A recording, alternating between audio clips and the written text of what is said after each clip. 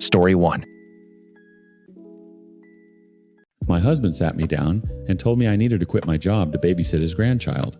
A grandchild I never agreed to raise in a house I don't even own, while his 25-year-old daughter refuses daycare, refuses a nanny, refuses child support, and refuses to adjust her own schedule. But somehow I'm the selfish one for saying no.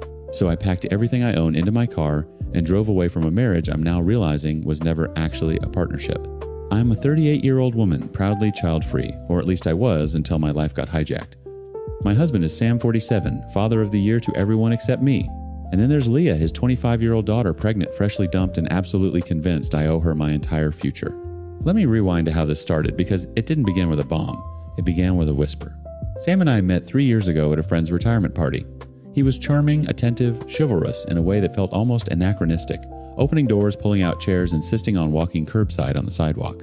I told him on our second date that I was child-free, not on the fence, not waiting for the right person to change my mind. Done. Decided. Permanent. He nodded, like I'd told him my favorite color. I already raised mine, he said. I'm not looking for a do-over. I married him 11 months later. Leah was 22 then, living with her boyfriend across town. She was polite to me in the way people are polite to hotel staff, pleasant enough, zero emotional investment. I didn't push it. I wasn't trying to be her mother. She had one, a woman named Claire who died when Leah was 16, and whose ghost occupied every family photo on every wall in Sam's house. I respected that grief. I didn't rearrange the photos. I didn't redecorate. I moved into Sam's home because it made financial sense. His mortgage was nearly paid off, my apartment lease was ending, and I kept my own savings, my own retirement accounts, my own career as a project manager at a logistics firm. My name never went on the deed. Sam said we'd get around to it. We never got around to it. I should have heard the ticking then. I didn't. 8 months ago, Leah showed up at our door on a Tuesday night, mascara streaked to her jawline, a duffel bag in one hand, and a positive pregnancy test in the other. Her boyfriend, whose name I will not dignify by remembering, had responded to the news of impending fatherhood by moving to another state. Literally. Packed while she was at work, and left a note on the kitchen counter like a coward leaving a restaurant review. Sam pulled her inside, held her, and looked at me over her shoulder with an expression I'd never seen before. Not a request, a declaration. She's staying. Of course I said, because I'm not a monster. She needed her father. She needed stability. I understood that. The first 2 months were fine.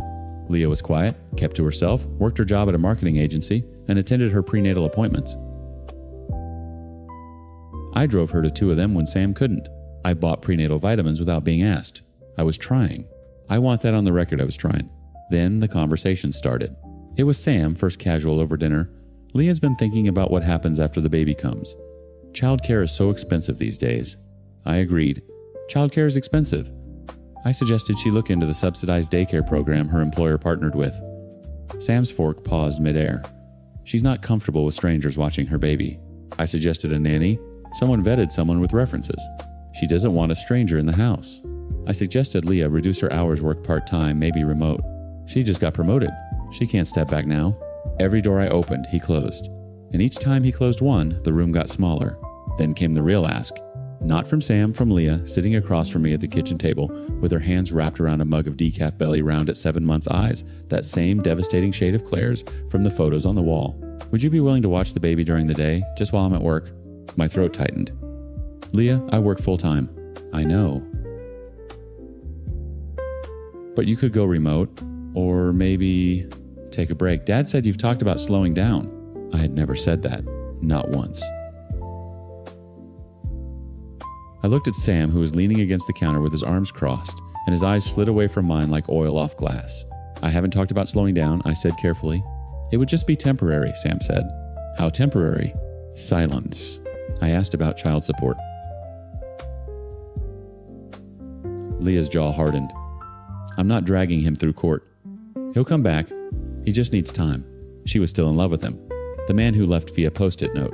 She was designing her entire childcare plan around the fantasy of his return, and I was supposed to sacrifice my career to hold the scaffolding in place while she waited. I laid it out plainly. If I quit my job, I lose my income, my 401k contributions, my professional momentum. I asked Sam directly, would he match my retirement contributions? Would he add me to the deed? Would he put anything in writing that protected me financially? He stared at me like I'd asked him to notarize a love letter. You're my wife, he said. Why are you talking like a lawyer? Because I'm living in your house, Sam. Not ours. Yours. That landed. I watched it land. And I watched him choose not to pick it up. The next week, he refinanced the house to build out the basement into a nursery for Leah. He didn't tell me until the contractor showed up. That was Wednesday.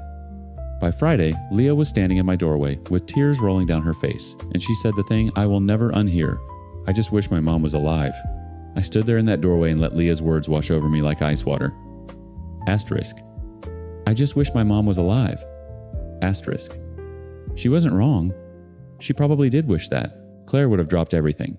Claire would have built her life around that grandbaby without a second thought, and she would have done it with joy, because that's what mothers do. When the math works out, when the house is theirs, when the family is theirs, when the sacrifice lands somewhere it can grow roots. But I am not Claire. I have never been Claire. And the fact that Leah said it to my face in my doorway, with tears calibrated to a frequency only guilt responds to, that wasn't grief. That was a weapon. I didn't respond. I closed the door softly, sat on the edge of the bed, and stared at the wall where Claire's wedding portrait still hung. Sam had never asked me if I wanted it there. I had never asked him to take it down. We had both been so careful, so accommodating, so polite, and politeness, I was learning, is just silence wearing a nice dress. That night I couldn't sleep. I lay next to Sam and listened to him breathe and ran the numbers in my head like the project manager I am. If I quit, no income, no 401k match, no employer health insurance, my name on nothing. No deed, no legal protection, no written agreement. I'd be a 38-year-old woman with a gap on her resume, living in a house she doesn't own, raising a child she didn't choose for a stepdaughter who sees her as furniture with a pulse. And when the baby grows up, when Leah meets someone new or her ex crawls back with apologies and a ring, I'd be the woman who gave up everything and got a thank you card. Maybe. I got up at 5 a.m. Saturday morning. Sam was already in the kitchen, coffee made, sitting at the table with his reading glasses on and his laptop open, looking at nursery furniture. The basement renovation wasn't even finished, and he was already picking out cribs. We need to talk, I said. He closed the laptop, took off his glasses, folded his hands. The posture of a man preparing to manage a situation, not participate in one. I'm not quitting my job, Sam. Nobody's asking you to quit. Leah asked me to quit. You told her I'd talked about slowing down. I never said that. His jaw shifted. I said, you'd mention times it. I didn't. You said once that you were tired of the commute. Being tired of a commute is not the same as volunteering for full-time infant care. You know that. You times no times that. He exhaled through his nose, long and controlled. She's my daughter. She's scared. She's alone. I'm asking you as my wife to help my family. I am your family. Then act like it. The words hung between us like a blade. I felt something shift in my chest, not break, not yet, but times detach, asterisk. Like a cable pulling free from an anchor. If I do this, I said slowly, I need my name on the house. I need a postnuptial agreement. I need you to contribute to my retirement for every year I'm not working. In writing, notarized. Jesus Christ. You sound like a what? A lawyer. Good. Because you just refinanced this house without telling me, Sam. You made a 30-year financial decision about a property I live in but don't own, and you didn't even mention it until a stranger showed up with a sledgehammer. He stood up. I did that for my daughter. And what have you done for me? Silence. The refrigerator hummed. Somewhere in the basement, the contractor's plastic sheeting rustled like something breathing. I married you, he said. I almost laughed. I think I did laugh, actually. A short, airless sound that tasted like rust. You married me and put me in a house with your dead wife's photos on every wall, no equity, no legal standing, and now you want me to quit my career to babysit your grandchild while your 25-year-old daughter refuses daycare, refuses a nanny, refuses child support, refuses to adjust her schedule, and refuses to accept that her ex left her. Every single solution exists, Sam. She just won't take any of them because each one means admitting he's gone.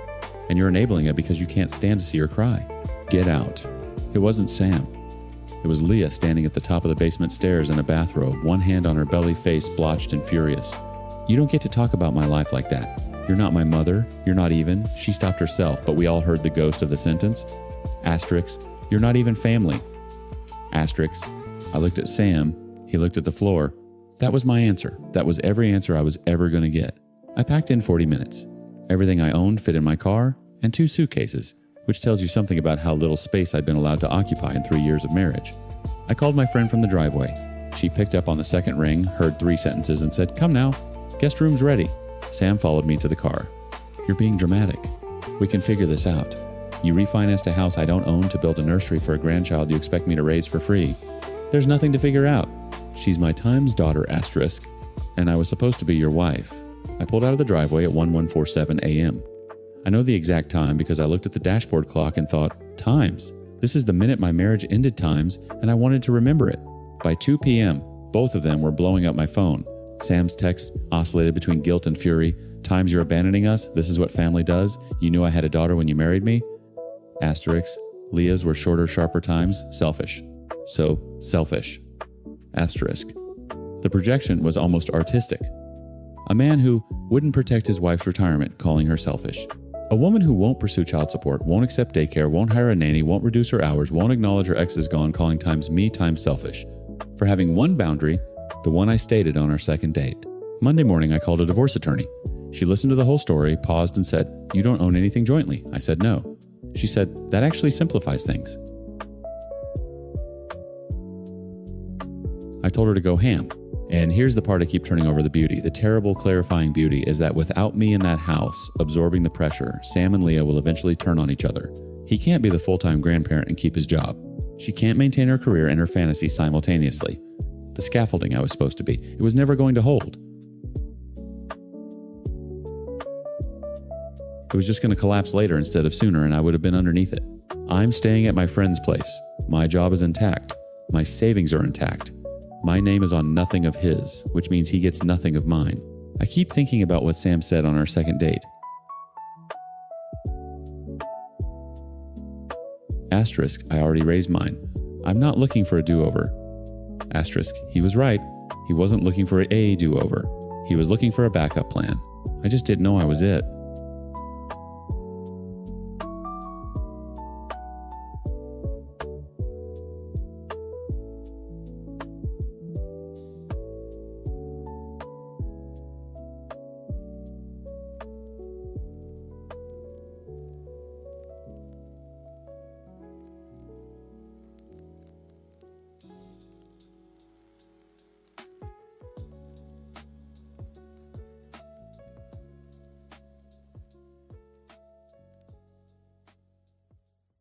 Story 2. My husband died 6 weeks before his secret walked up to my front door. A teenager. British accent. Holding a shoebox of photos that proved my husband had been flying across the ocean for years to play daddy to a child I never knew existed. So here's what happened. My husband Marcus passed in a workplace accident. I'm still drowning in grief when his 18-year-old son shows up claiming he's family, and half the internet is telling me it's a scam, while the other half is calling me a monster for not welcoming him with open arms. Meanwhile, my 8-year-old is sobbing because she wants her brother and I can barely look at this kid without seeing every lie my marriage was built on. I'm 32. Marcus was my husband. Callum is his son, the one he hid. My daughters are Amara, she's 12, and Zuri, she's 8. My sister Denise won't stop pushing me. And my mom Gloria is convinced we're being conned.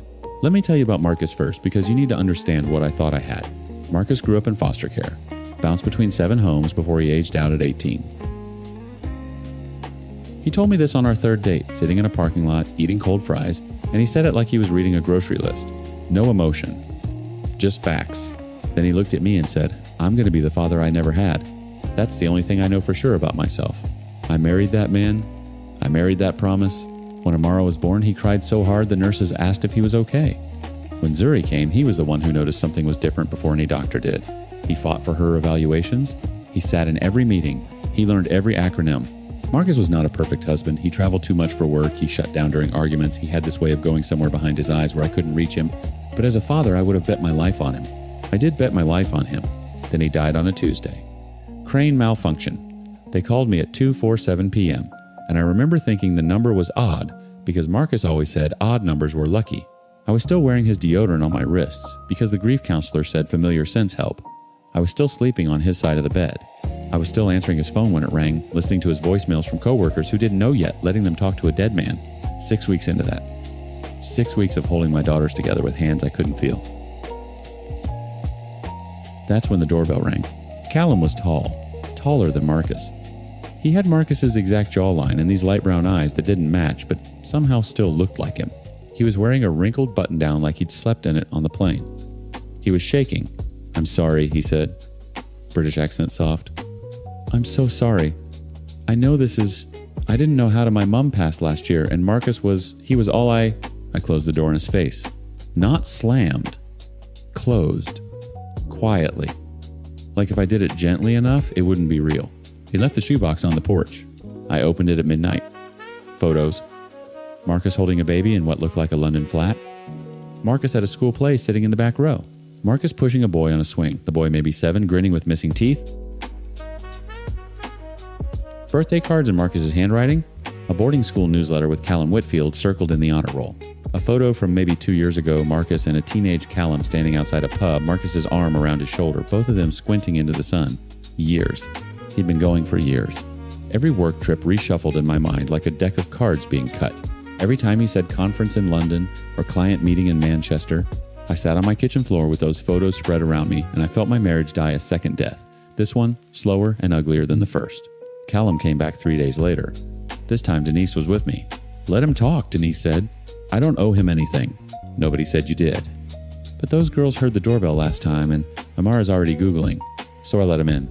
He sat on the edge of my couch like it might burn him, he explained. His mother raised him in London.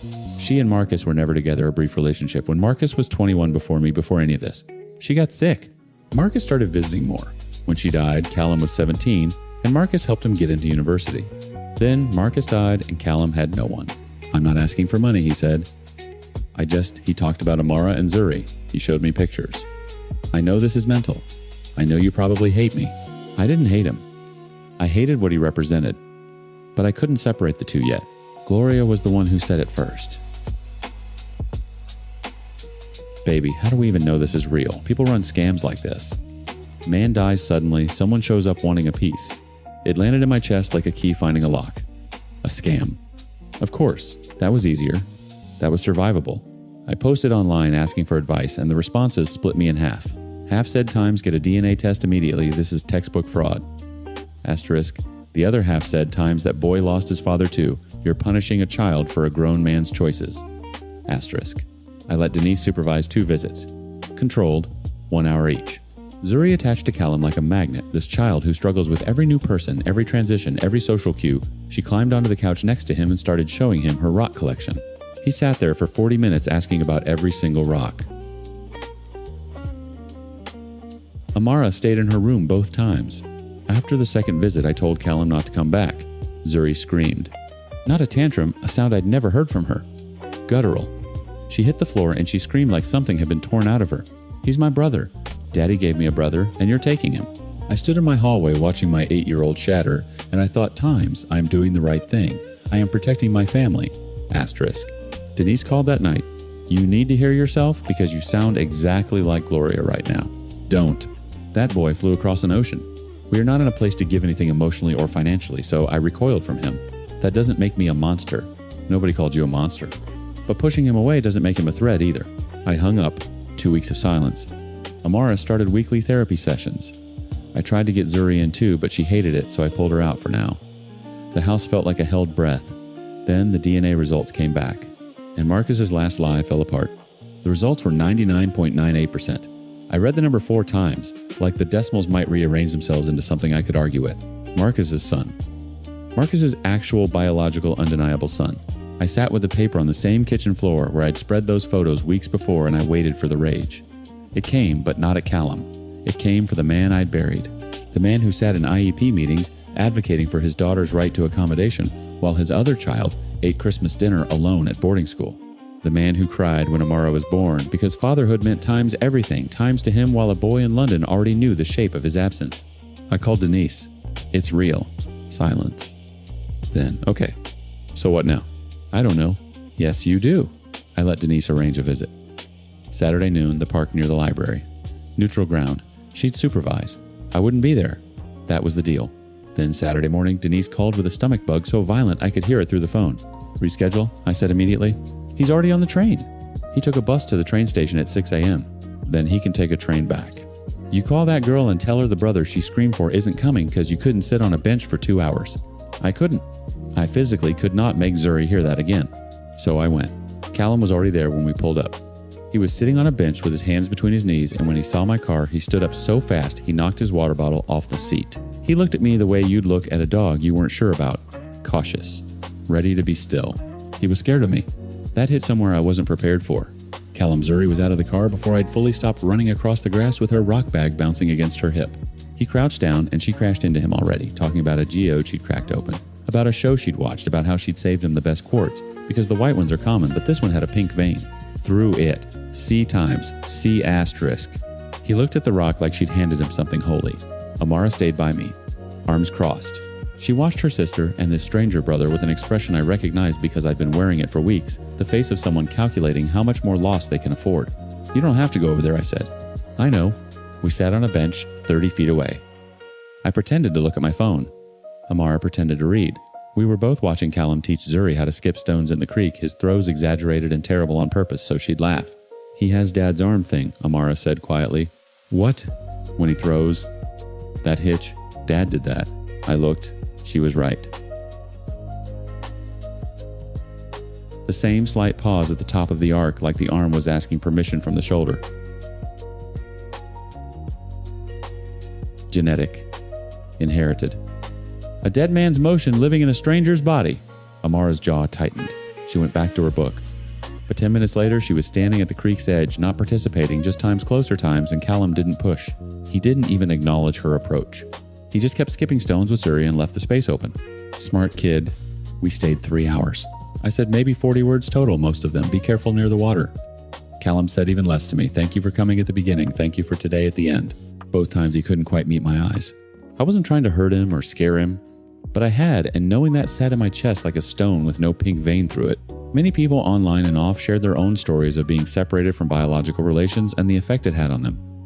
Adopted kids who found siblings at 40 and grieved the decades between. Half-brothers who grew up in the same city and never knew. I read every single message.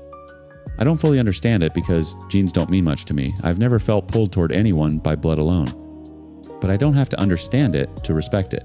Denise agreed to continue supervising visits. Twice a month became 3 times. Callum never asked for more. He never asked for money. He never asked me a single question about Marcus, though I could see him swallow them sometimes, these unasked things moving behind his careful eyes. The shift happened on a Wednesday in October.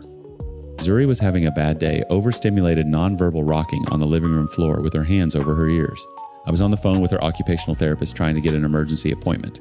Denise was in the kitchen looking helpless, and Callum, who was there for a scheduled visit, sat down on the floor 6 feet away from Zuri, said nothing, and started sorting her rock collection by color. He didn't touch her, didn't talk to her, just sorted rocks slowly, where she could see his hands. After 20 minutes, she crawled over and corrected his categories. Sedimentary, igneous, metamorphic, not color. He nodded seriously and let her rebuild the whole system. I stood in the doorway and thought about Marcus saying times I'm going to be the father I never had. Asterisk, he'd meant it. I believe he'd meant it every time. But meaning something and doing it are different currencies, and Marcus had been bankrupt in ways I was only beginning to map. That night, I wrote Callum a card. Nothing elaborate. Asterisk. Thank you for being patient with her. I hope you'll stay involved. Asterisk. By Thanksgiving the following year, he brought his girlfriend, a polite, quiet girl named Sophie, who Zuri immediately decided was her rival for Callum's attention. Amara, now 14, rolled her eyes at her sister's jealousy, and then spent the entire meal asking Sophie about university in London, with an intensity that told me exactly where my daughter's college list was heading. I watched them across my table. Marcus's 3 children together in a room he never allowed to exist. I don't know why he lived the way he did. I have a theory that a boy who grew up in 7 homes learned to keep his worlds in separate boxes because that's how he survived, and he never unlearned it, even when the stakes changed. Even when the boxes held people who deserved to know about each other, I'll never confirm this. The only person who could explain is gone, and he left no voicemails for me. Just cards in a shoebox addressed to a boy I almost turned away. I personally don't feel like I'm in any place to have a relationship with Callum, and I don't think he wants one with me. We are something unnamed, 2 people orbiting the same wound, making room. But my girls have a brother, and their brother has a family. Marcus couldn't build that bridge. He was too busy maintaining the walls. I tore them down. Not gracefully, not willingly most days, but down.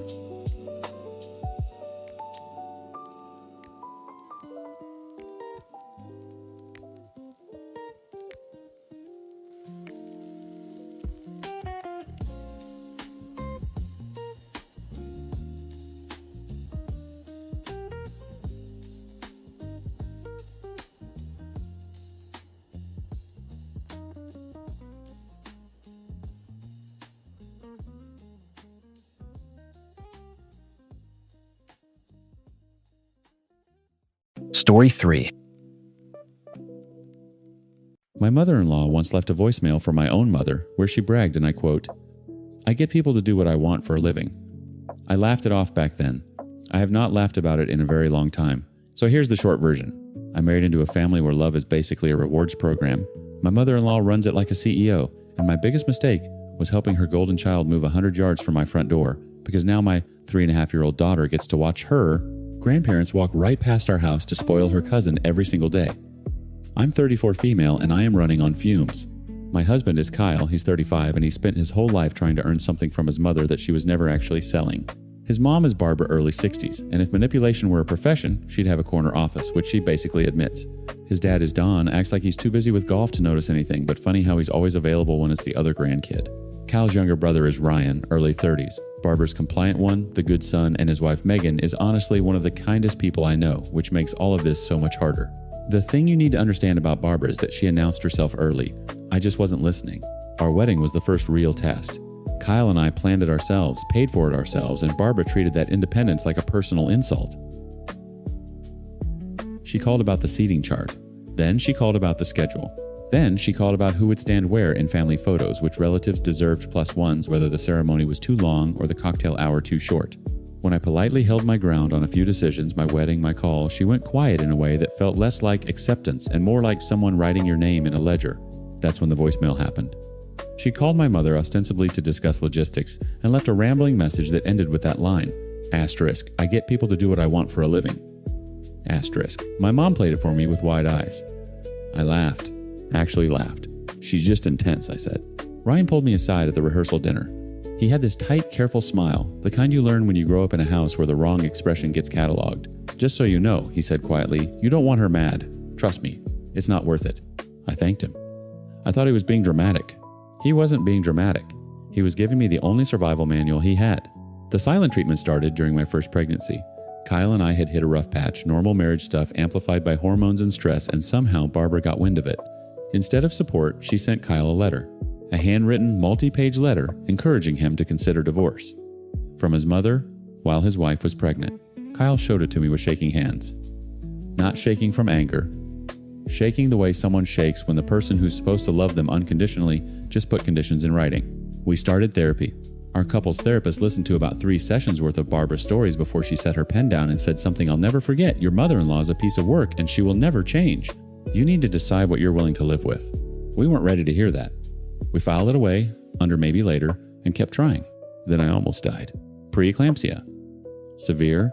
My blood pressure spiked so high the doctors were prepping for an emergency delivery, while Kyle stood in the hallway, calling his parents to tell them their grandchild might be coming 10 weeks early. Barbara's response was measured almost clinical. She asked logistical questions. She did not ask how I was feeling. She did not come to the hospital. Our daughter arrived safely a few weeks early, but healthy, and something shifted. Barbara showed up for the baby. She was attentive, even warm in those fragile newborn months. I let myself believe the therapist was wrong. I let myself believe a granddaughter had done what a daughter-in-law couldn't, cracked something open in her. That piece lasted until Megan got pregnant.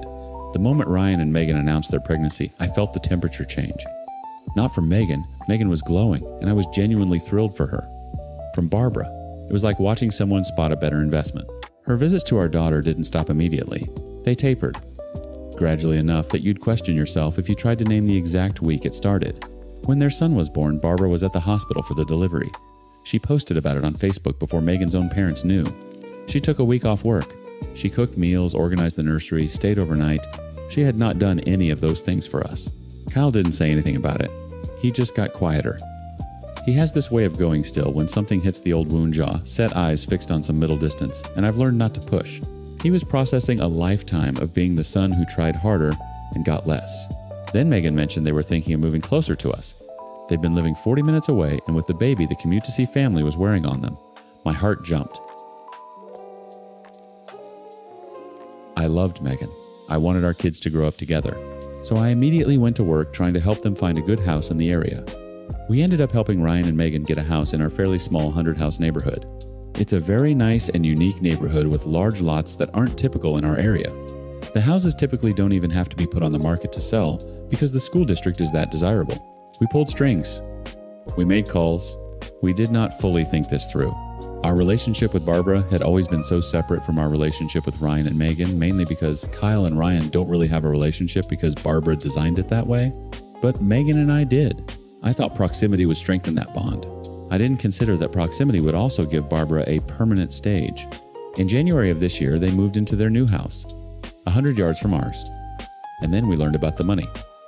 Barbara and Don gave Ryan and Megan $250,000 toward their purchase. They'd given us $100,000 for ours years earlier, which we'd been genuinely grateful for. I did the math. Then I did it again. Then I stopped doing math and started watching. Barbara's car began appearing in Ryan's driveway 3-4 times a week. Don, who'd missed our daughter's birthday because of a golf tournament, was suddenly spotted unloading groceries from his trunk on a Tuesday afternoon at Ryan's house, on our street. And my daughter, my bright, observant 3.5-year-old daughter, started asking questions I didn't know how to answer. "Mama, how come Grandma's at their house again?" I opened my mouth. Nothing came out. That was the week everything finally broke. It broke in pieces. Small, specific pieces that I cataloged the way you catalog evidence when you're building a case you don't want to win. The first piece, our daughter got sick. Not emergency room sick, but miserable fever of 103 glassy eyes that pitiful whimper kids make when they don't understand why their body is betraying them. I texted Barbara. Not to ask for help, just to let her know. Grandparent courtesy. She responded with a thumbs up emoji and said she hoped she felt better soon. 2 hours later, Megan texted me that Barbara had just arrived at their house because their son had the same bug. Same virus, probably passed between the cousins at a playdate earlier that week. Barbara brought homemade soup, Pedialyte popsicles, and a stuffed elephant she'd picked up on the way over. She stayed until bedtime. I stared at my phone in my daughter's dark room, her sweaty head on my chest, and felt something I can only describe as a click. Like a lock engaging. Like the last tumbler falling into place on something I'd been refusing to see clearly for years. The second piece, Christmas. Barbara gave our nephew a battery-powered ride-on truck, a personalized storybook, a monogrammed backpack for preschool, and a set of wooden toys that I later looked up $180.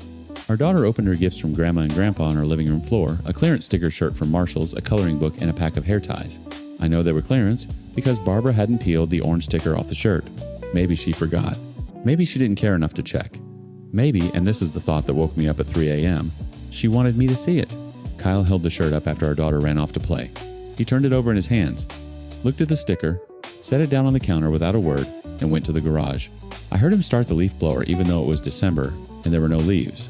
The third piece, overnights. Barbara told us to our faces that she wouldn't keep our daughter overnight until she was fully potty trained. "I just can't deal with accidents at my age," she said with this practice-sounding sigh. Fine. Except their nephew, who is a full 1.5 years younger and nowhere near potty-trained, sleeps at Barbara and Don's house every other weekend. Megan mentioned it casually. She wasn't rubbing it in. Megan doesn't have that in her. She just didn't know about the rule because the rule was never about potty training. The fourth piece, Don. Quiet golf obsessed. I'm just along for the ride, Don. The man who'd missed our daughter's 3rd birthday because he had a tournament he couldn't get out of. I'd accepted that. Don loves golf. Don is Don. Except now, Don's truck was parked at Ryan's house on a Tuesday, then a Thursday, then Saturday morning bright and early unloading a toy kitchen from his truck bed while our daughter watched from our front window. "Mama, is Papa bringing us something too?" "No, baby, not today." "How come?" I didn't answer. I just picked her up and carried her to the back of the house where she couldn't see the street. Kyle and I sat at our kitchen table that night after she was asleep.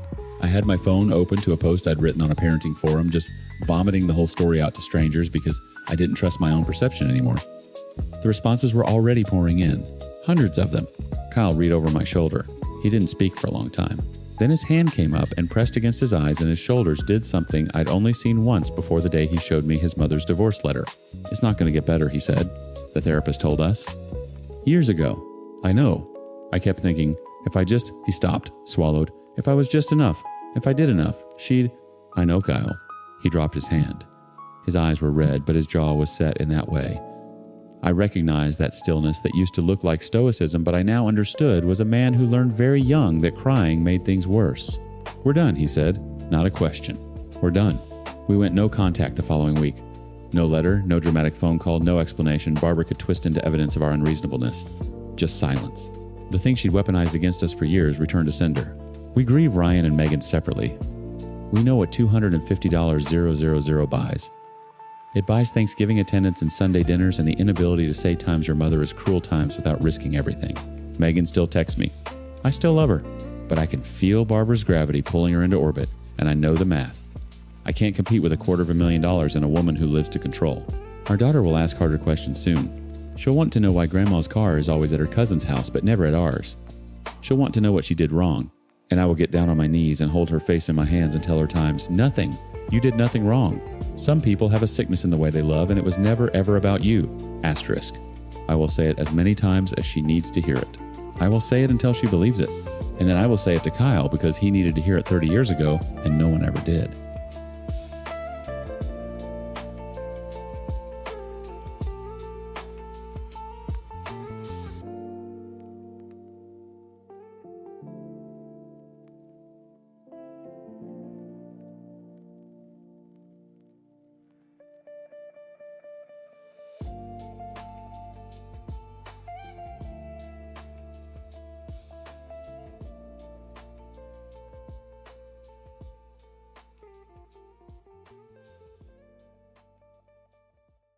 Story 4.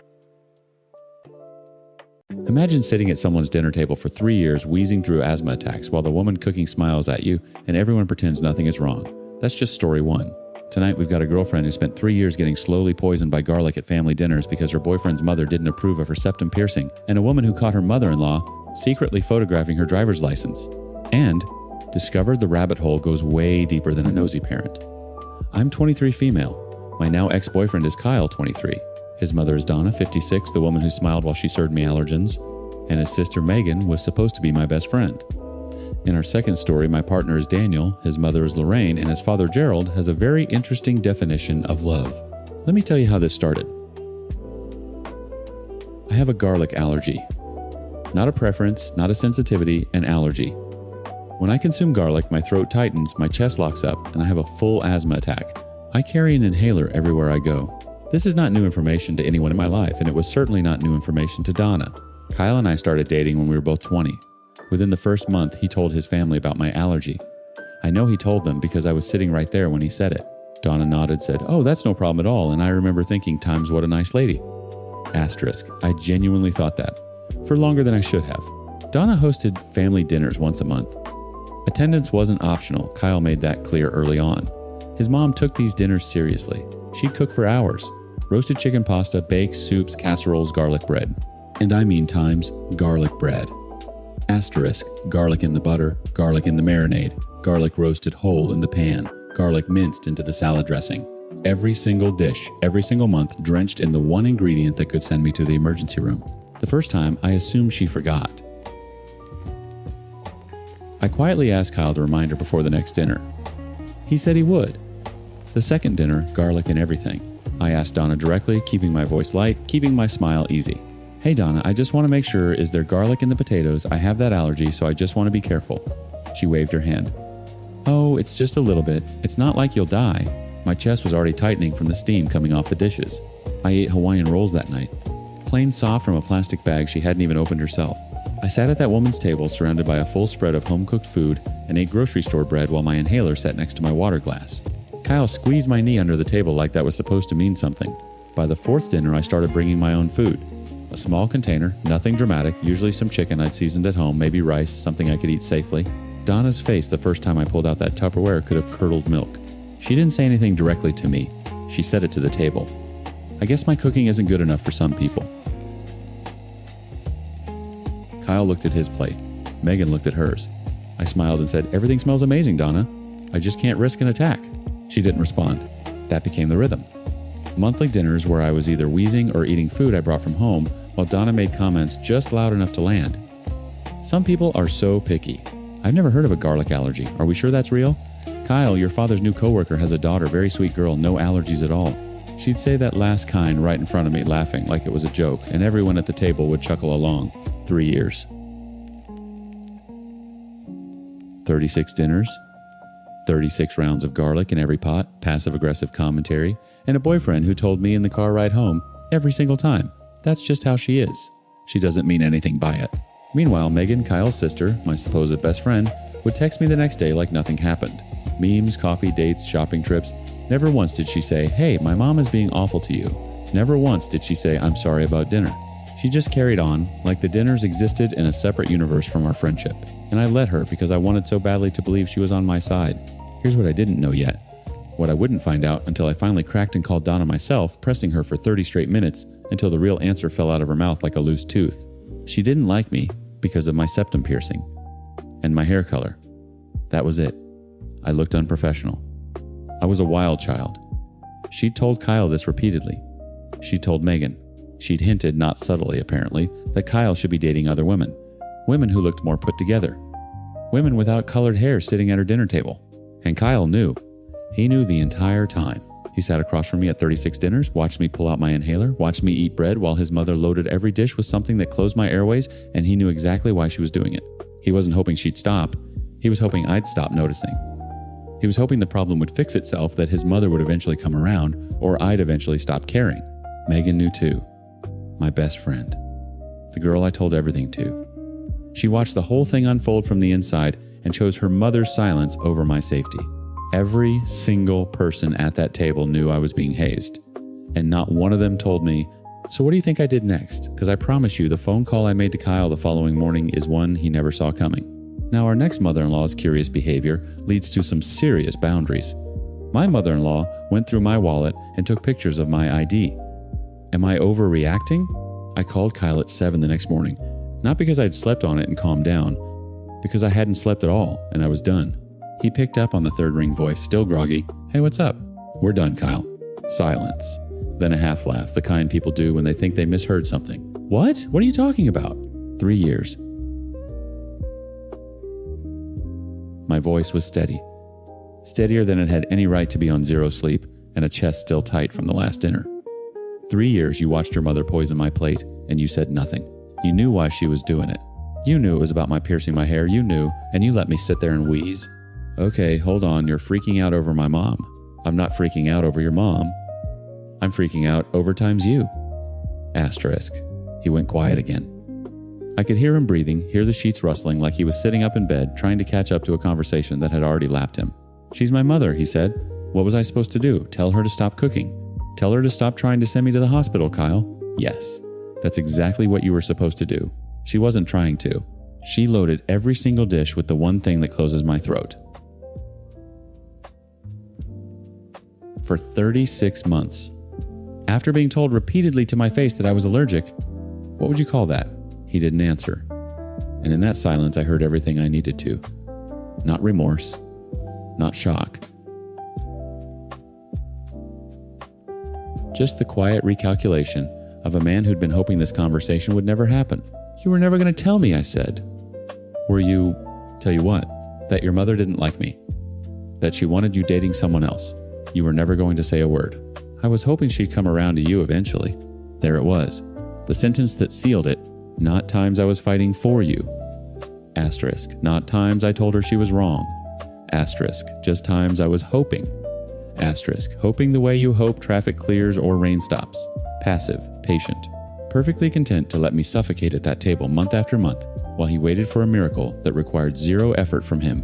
"Kyle, I'd prefer not to get served meals with something I'm allergic to. That's not a high bar. That's the floor. You're being dramatic." "She's not going to." "Goodbye, Kyle." I hung up. He called back 4 times. I let everyone ring through to voicemail, and then I blocked his number with hands that were shaking. Not from sadness, not yet, but from the raw electric clarity of finally seeing the full picture. Then I opened my text thread with Megan.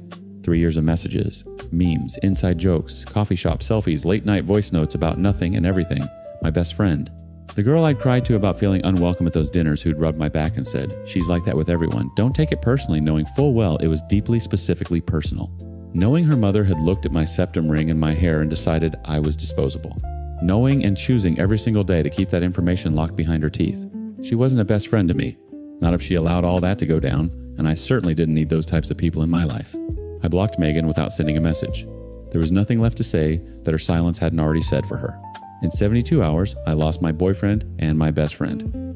Not to cheating, not to some explosive, dramatic betrayal. To the quiet, corrosive cowardice of people who watch someone they claim to love get hurt, physically hurt, airways closing inhaler on the table like a place setting, and chose comfort over honesty every single time. And here's the thing that still sits with me. Any decent human being would have heard I was allergic and then not cooked with garlic ever again. They wouldn't even have to be the mother of your boyfriend to do that. A stranger at a potluck would have done more, A coworker bringing in brownies would have checked the label. Donna didn't forget. Donna chose. And Kyle let her. And Megan watched. The silver lining, if you can call it that, is that at least now I know exactly who they are. I know what Kyle's love looks like. When it costs him something, it disappears. I know what Megan's friendship looks like when loyalty gets uncomfortable, it goes silent. And I know that Donna's warm smile and home-cooked dinners were never hospitality. They were a 36-month audition I was never meant to pass. My inhaler still sits on my nightstand. But it's no longer next to a water glass at Donna's table. And that, more than anything, is how I know I made the right call. So what do you think? Because our next mother-in-law's curious behavior leads to some serious boundaries. My mother-in-law went through my wallet and took pictures of my ID. Am I overreacting? I wish I were. Daniel and I had been dating for about a year when I visited his parents' home for the first time. 5 days. Lorraine had been warm on the phone, almost aggressively welcoming the kind of enthusiasm that made me think, times, okay, this might actually be good. Asterisk, I packed carefully. I was polite, I helped with dishes, I complimented her home, her cooking, her garden. And on day 3, while scrolling through photos Lorraine had taken of us at dinner, she'd handed me her phone to see them. I swiped one frame too far and my stomach dropped. A crisp, perfectly centered photograph of my driver's license, my full legal name, my address, my date of birth, my ID number, taken at an angle that meant she'd pulled it out of my wallet, laid it flat on a surface, and photographed it deliberately. I looked up. Lorraine was already watching me. She snatched the phone out of my hands without a single word of explanation, turned on her heel, and walked into the kitchen. My purse had been in the guest bedroom. Zipped. Inside my suitcase. She'd gone through everything.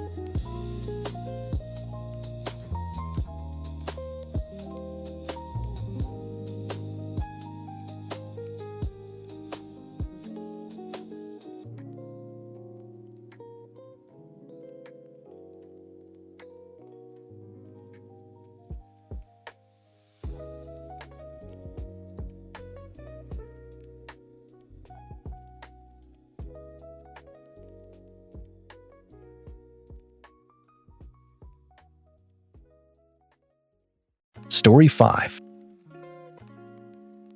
While I was holding my 11-year-old son's hand in the ICU, praying he wouldn't follow his mother into the grave, my in-laws were inside my house loading boxes of my dead wife's jewelry into their car.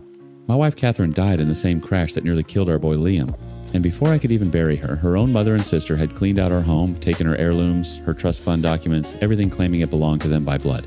The kicker, I was the one paying their bills. I'm a 45-year-old father of 2. My wife was Catherine, a nurse, the kindest person I've ever known, gone at 40. My mother-in-law is Dolores. My sister-in-law is Vivian, and trust me, you'll understand why I say her name like that. My kids are Liam 11 and Ellie 9, and this is the story of how the people who were supposed to grieve beside me tried to rob my children blind. Catherine used to say her mother's love was like weather, you couldn't control it, you just dressed for it.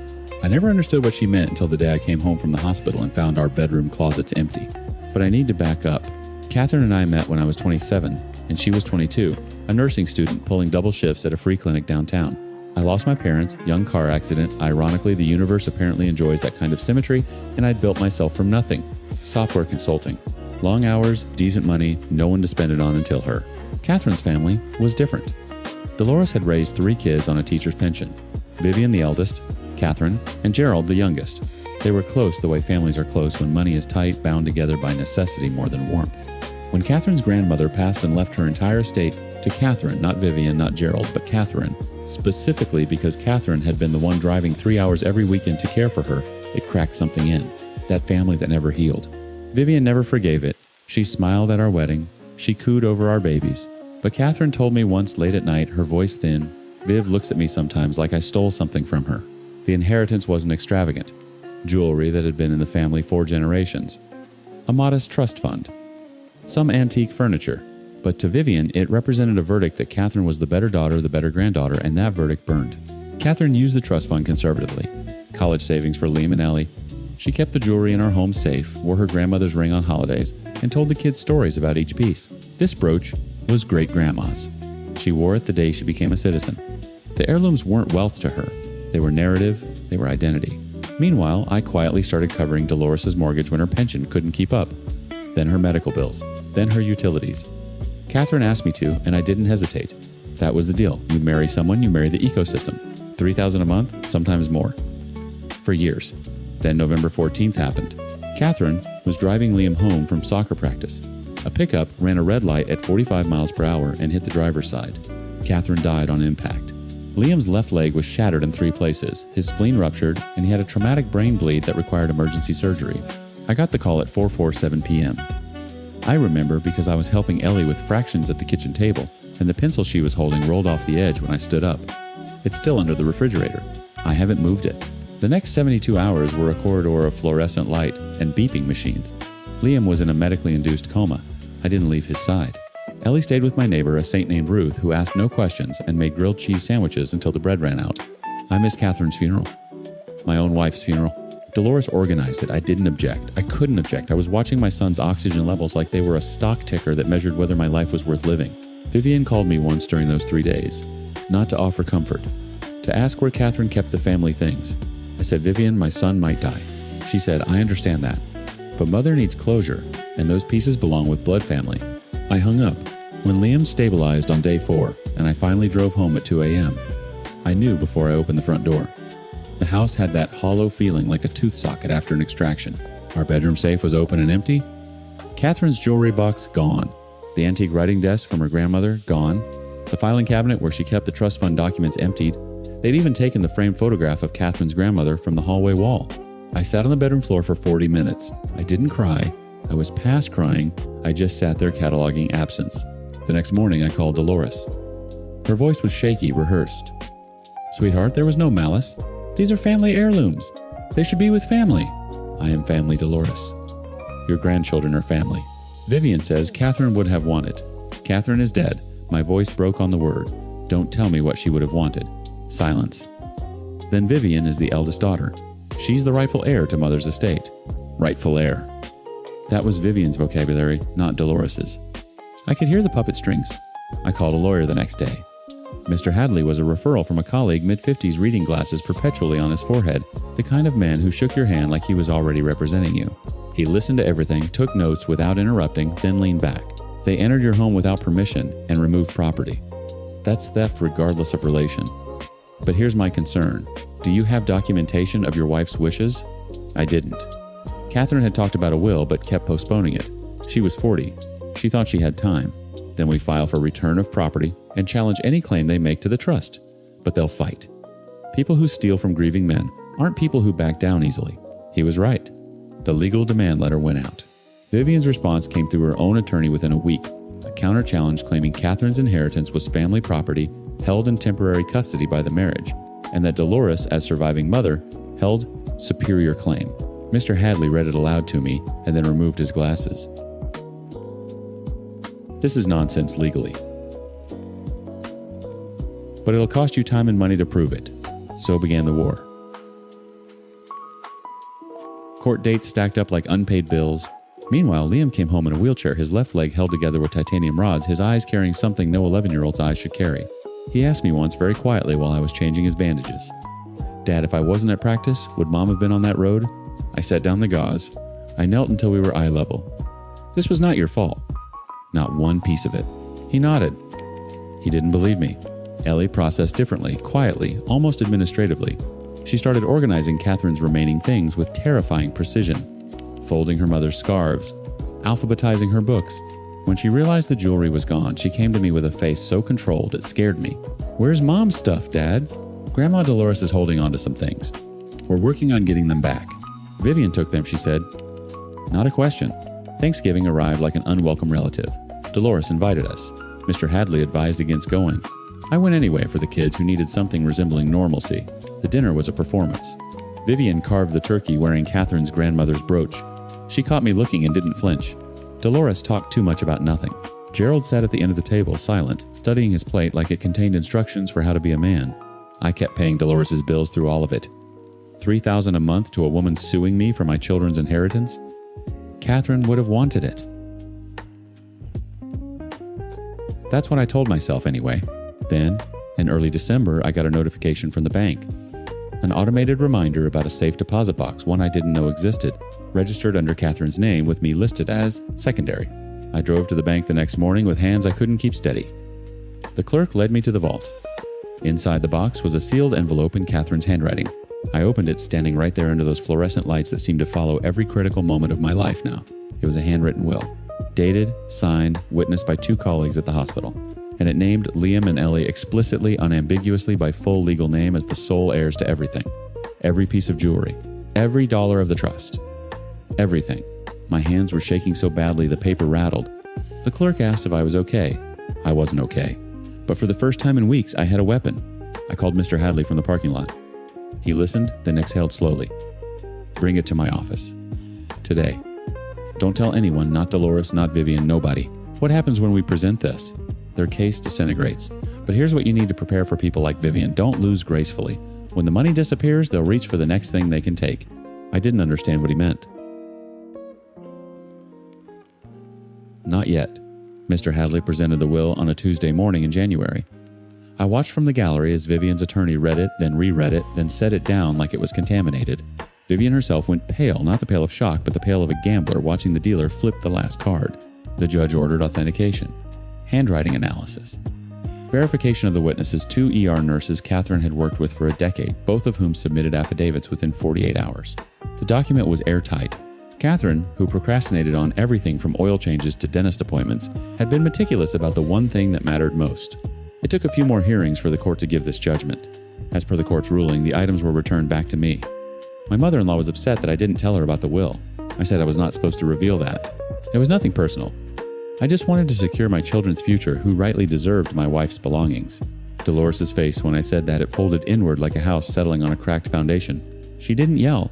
She just looked at me with something worse than anger. Betrayal. As if I were the one who'd broken into someone's home and emptied their closets. Then Vivian made her next move, exactly as Mr. Hadley predicted. The custody petition arrived on a Friday. Allegations of neglect, emotional instability, an unsafe home environment for minor children. Dolores' name was on it as the petitioning grandparent, but the language was Vivian's clinical, weaponized every sentence designed to make a grieving father sound like a danger. Mr. Hadley called me that evening. I told you, when the money disappeared, they'd reach for the next thing. My children aren't a times thing, asterisk. To Vivian, they are. They're the last leverage she has.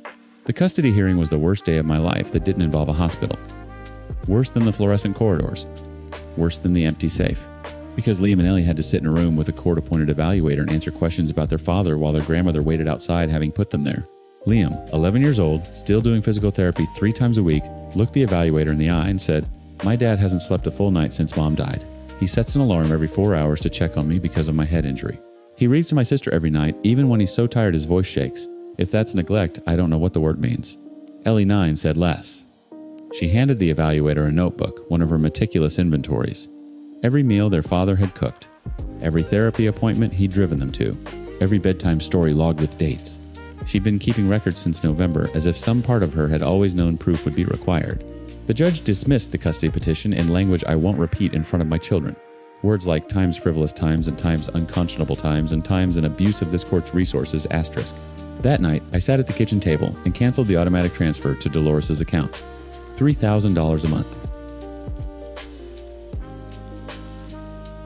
I stared at the confirmation screen for a long time. Catherine would have wanted me to keep paying, but Catherine also would have wanted her mother not to try to take her children away from their father. Some debts cancel themselves. She stopped talking to me. I was expecting her to call us on Christmas Eve or New Year's, but she didn't. My children wanted to meet their granny and were upset that she didn't invite us. Actually, I lost my parents at an early age, so my children have my mother-in-law as the only granny. They love her, and I don't want to separate them from her. I told them that she might be busy. I took them out for a picnic, and the 3 of us enjoyed the festivities together, Liam on crutches now, instead of the wheelchair. Ellie wearing one of Catherine's scarves wrapped twice around her neck because it was too long for her. We ate sandwiches in the car when it got too cold, and nobody mentioned the empty seat. Dolores appeared at my door in March. I almost didn't recognize her. She'd lost weight in a way that signals surrender rather than health. Her coat was wrong for the weather, too thin a spring jacket in the tail end of winter. Vivian stopped returning my calls in January, she said from the porch. Gerald changed his number. I stepped aside. She came in and sat at the kitchen table and told me everything. How Vivian had orchestrated the break-in. How she'd coached Dolores on what to say during the phone calls. How the custody petition had been Vivian's idea, a Hail Mary to maintain access to the trust through guardianship. And how once the court ruled decisively, Vivian and Gerald had simply evaporated. No money left to orbit. She told me Catherine would have wanted it this way, Dolores whispered. And I wanted to believe her, because believing her meant Catherine was still somehow. She stopped. Her hands trembled against the table. I made her tea. I sat across from her. And I said what I'd rehearsed in my head for months but never expected to say aloud. I forgive you, Dolores, but I'm not paying your bills anymore. I'll help you find resources. I'll let you see the kids, but the account is closed. She nodded. She didn't argue. Mr. Hadley, when I told him, pulled his glasses off his forehead and cleaned them slowly. It might be genuine. It might be the next play. You won't know for a while. I know. And you're letting her back in anyway. Catherine, what have I stopped myself? That phrase had become a crutch, a way of avoiding my own judgment. I'm letting her back in because Liam and Ellie need a grandmother. And because holding this grudge costs more energy than I have left. The jewelry sits in a new safe, now one the kids know the combination to. Ellie wears the brooch sometimes, the citizenship brooch pinned to her school cardigan, absurdly formal against the plaid. Liam keeps his mother's watch in his nightstand drawer. He doesn't wear it yet. He says he's waiting until it fits. I don't know if Dolores' repentance is real. I don't know if Vivian will resurface when the trust matures. I don't know if Liam will ever stop blaming himself for being at soccer practice that day, or if Ellie will ever stop cataloging the world as insurance against loss. What I know is this: Catherine left her children everything. Not just the jewelry and the trust, the stories behind each piece. The grandmother who drove 3 hours every weekend, the belief that love is something you demonstrate with your hands repeatedly until they give out. That pencil is still under the refrigerator. I check sometimes. It's my proof that there was a before.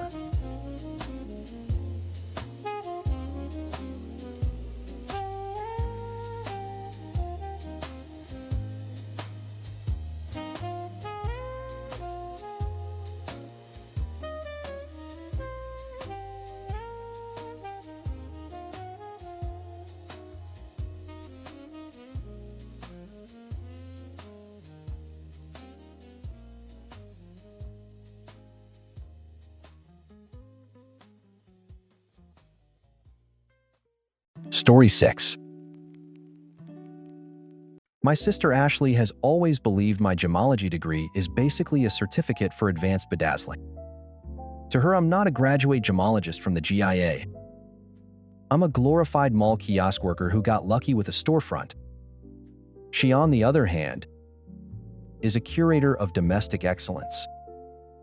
That's what she calls being a stay-at-home mom in a 5,000 square foot McMansion married to a man who probably thinks a carrot is something you feed a rabbit. Our dynamic was set in stone decades ago. She was the pretty one, the popular one, the one who married rich. I was the quiet one, the nerdy one. The one who spent her weekends with a loop and a refractometer. So when Mom, her voice thin as parchment from the cancer, told us to divide her jewelry, I knew exactly how it would go. I want you girls to do it together, she'd whispered from her bed, the room smelling of lavender and antiseptic. Don't let it become a thing after I'm gone.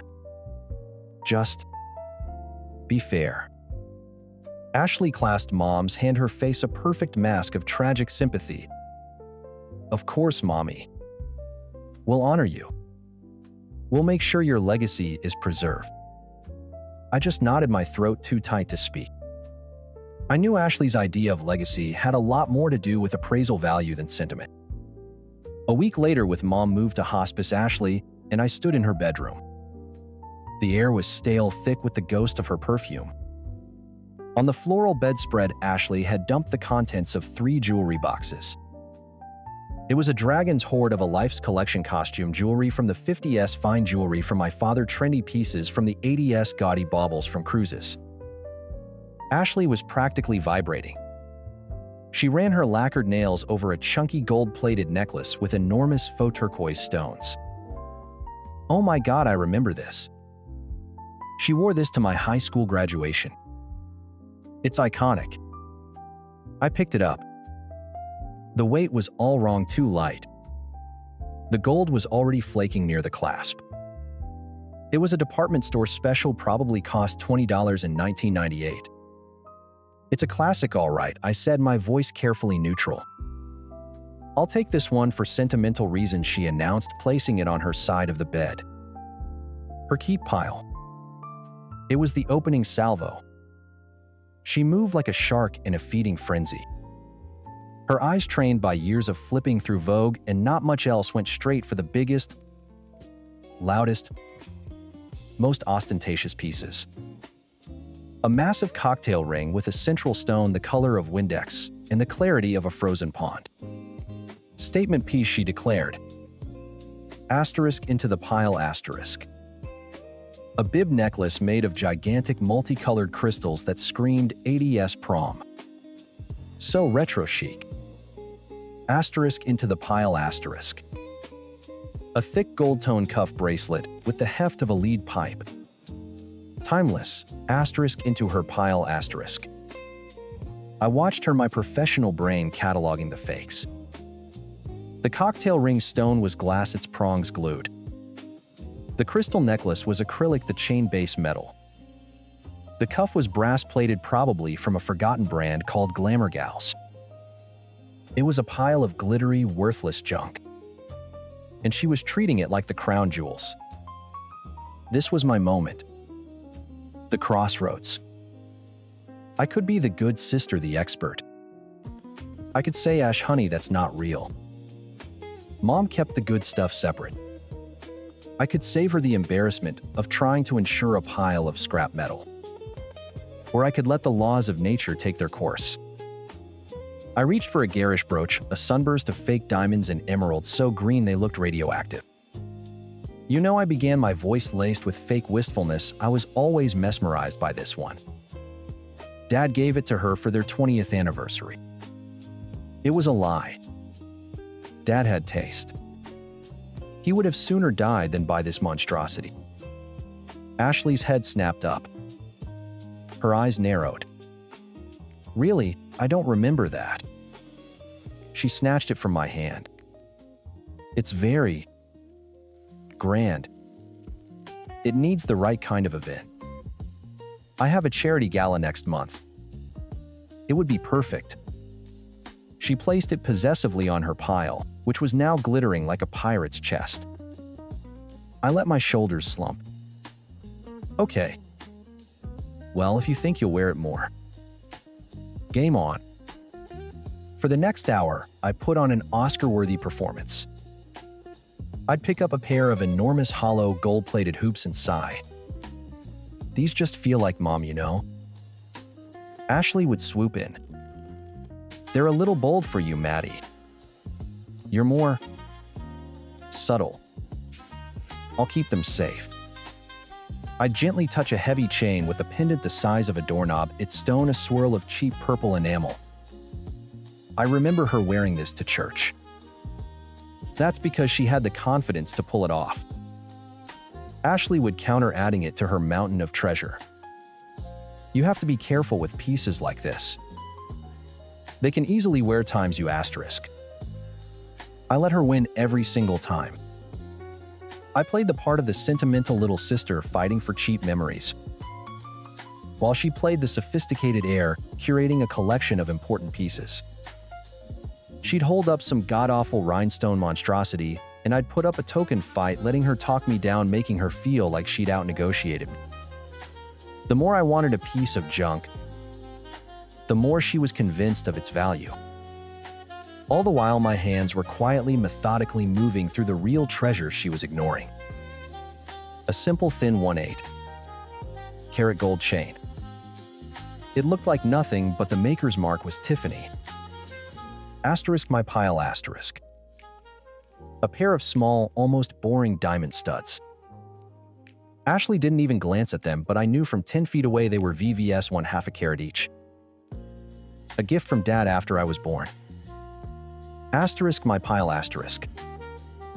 An antique platinum ring with a delicate filigree setting holding a tiny cornflower blue sapphire. It was my great-grandmother's. To Ashley, it was just a dinky little thing. Asterisk my pile asterisk. The plain gold locket, the simple strand of Akoya pearls with the diamond clasp. The slim Cartier watch that needed a new battery. One by one, the quiet, elegant times, real times pieces went into my small, unassuming velvet bag. By the end, the bed was starkly divided. On her side lay a mountain of gaudy, glittering metal and glass that looked like it had been scraped off the floor of a casino. On my side was a small, quiet little pouch, Ashley surveyed her loot with a smug, triumphant smile. Well, I think that's fair. I took the more significant pieces since I do more entertaining and you have the smaller everyday things. It just makes sense. It makes sense, I agreed, my face a carefully constructed mask of resignation. She packed her treasures into 2 large tote bags, the cheap metal clanking together like a wind chime in a storm. Don't look so sad, Maddie, she said, patting my shoulder with faux sympathy. You got the things that have times sentimental times value. I'm the one stuck having to get all this, appraised and insured. It's a huge responsibility. A real burden, I mumbled. She swept out of the room, leaving me alone with the silence and the faint smell of Mom's perfume. I sat on the edge of the bed for a long time, the small, heavy pouch in my lap. She took the flash. I took the history. She took the noise. I took the value. I reached into my bag and pulled out the platinum ring. I slipped it onto my finger, the metal cool against my skin. The small sapphire seemed to glow with its own internal light. It was real. It was quiet. And it was mine. I knew even then that the silence wouldn't last forever. Greed has a way of shouting, and my sister's ignorance was a ticking time bomb I had just handed her. The first family gathering without Mom was my cousin's engagement party held 6 months after the funeral. It was a forced fun affair in a rented hall with bad champagne and relatives making stilted conversation. I wore a simple black dress, my only accessory the thin 1/8-carat gold chain from Mom's collection. The one with the Tiffany maker's mark. It was subtle, barely noticeable, which was the point. Ashley, of course, arrived looking like a float in a parade. She wore a skin-tight red dress, and around her neck the gaudy gold-plated monstrosity with the fake turquoise stones. The one she claimed was iconic. From across the room, I could see the cheap plating was already starting to wear, revealing a dull gray metal beneath. She looked ridiculous, and I felt a private, satisfying smirk curl my lips. Maddie, darling, my Aunt Carol, enveloped me in a cloud of Chanel No. 5. Her eyes, sharp and discerning, immediately fell to the chain around my neck. Oh, that was your mother's, wasn't it? The one your father bought her for their first anniversary in New York. It was. I smiled. I'm glad you remember it. How could I forget? She said, her voice carrying across the lull in conversation. Your father was so proud. He dragged me all over Manhattan to find the perfect simple chain from Tiffany's. Paid a fortune for it even back then. Said anything else was just noise. I saw Ashley's head turn. Her perfectly sculpted eyebrows furrowed. She was standing near the cheese board mid-gossip with another cousin, but Aunt Carol's voice had snagged her attention like a fishhook. Aunt Carol, oblivious, continued. It's true what they say. Quality is quiet. That little thing is probably worth more than all the costume junk she bought over the years combined. A true classic. The color drained from Ashley's face. She looked from Aunt Carol to the delicate chain on my neck, and then with dawning horror down at the chunky, flaking disaster piece she was wearing. The gears were turning. I could practically see the smoke coming out of her ears as she mentally replayed that afternoon in Mom's bedroom. My fake sighs. My strategic retreats. My quiet little pouch. She dropped a cracker loaded with brie. It hit the floor with a soft splat. Her eyes locked on mine across the room. They weren't just angry. They were incandescent with rage. She started walking towards me, her stilettos clicking like gunshots on the polished floor. The party seemed to fade into the background. What she said, her voice dangerously low, did she just say? Aunt Carol, I asked, playing dumb. She was just reminiscing about Mom and Dad. "Don't you play stupid with me, Maddie," she hissed, grabbing my arm. Her lacquered nails dug into my skin. "That necklace. Tiffany's worth a fortune. It has sentimental value," I said, parroting her own words back to her. Her face contorted into an ugly mask. "You bitch," she whispered, the venom in her voice turning heads. "You scheming, conniving little bitch." And then she started screaming. "You tricked me." The entire hall went silent. Every eye was on us. "You sat there and let me take a pile of worthless, cheap junk while you stole all the real stuff." She ripped the faux turquoise necklace off and threw it on the floor. It clattered with a hollow, tinny sound. "This is garbage. It's all garbage. Isn't it? The ring, the bracelets, all of it." I pulled my arm from her grasp. "We divided it, Ashley. You took what you wanted. You called them significant pieces. Remember? Because you made me want them." She shrieked, her voice cracking. "You pretended to fight me for them. You used your stupid little degree against me. Against your own sister." Her husband, a beefy man named Tom, who always looked slightly confused, bustled over. "What's going on here?" Ashley calmed down. "She cheated me." Tom, Ashley wailed, pointing a trembling, accusatory finger at me. "She used her job to swindle me out of my inheritance." Now the whole family was closing and forming a tight circle of judgment around us. I felt like an animal in a zoo. "That's a serious accusation," Ashley, Uncle Robert said, his face grim. "It's the truth," she sobbed. Ask her. Ask her what else she took.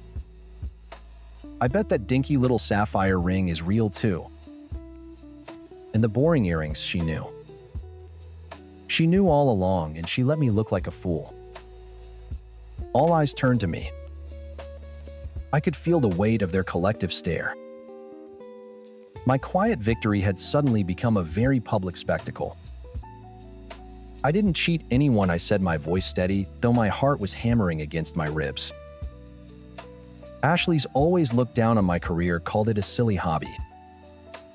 For once I used my knowledge. She made her choices based on her own values, big, flashy, and loud. I made mine. It's not my fault her taste is worthless. A collective gasp went through the circle. It was the wrong thing to say, too sharp, too true. I had just confirmed her accusations. "So, you admitted," Ashley spat. "You ran a con on your own family minutes after we lost our mother."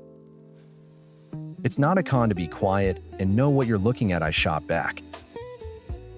"It's called expertise, something you've belittled my entire life." "This is unethical," Tom boomed, puffing out his chest. "Family doesn't do this to family. You will bring everything back, and we will redivide it properly. With a third-party appraiser." "No," I said. The word was flat. Final. "I'm not doing that. We made an agreement. Mom told us to do it together. We did. It's over." Aunt Carol stepped forward, her face etched with regret. "Maddie dear, perhaps he's right. For the sake of peace." "There is no peace with her, Aunt Carol," I said, looking right at my sister, who was now performing a full-blown meltdown complete with heaving sobs. "There never has been. She just wants to win." "You're the one who wanted to win," Ashley screamed through her tears. And you're a thief? A common thief who should have her stupid license taken away. The pressure was immense. Cousins were whispering. Uncles were shaking their heads. I saw the disappointment in their faces, not directed at Ashley for her greed, but at me for my deception. They didn't see the decades of condescension, the constant belittling, the smug superiority. They just saw one sister crying and the other standing cold and defiant. I had played the long game and won. But standing there branded a cheat by my own family, I felt the victory turn to ash in my mouth. For months, I had been smug, satisfied, certain in my righteous little revenge. But watching them all look at me not with admiration for my cleverness, but with contempt for my cruelty, a sliver of doubt crept in. Maybe they were right.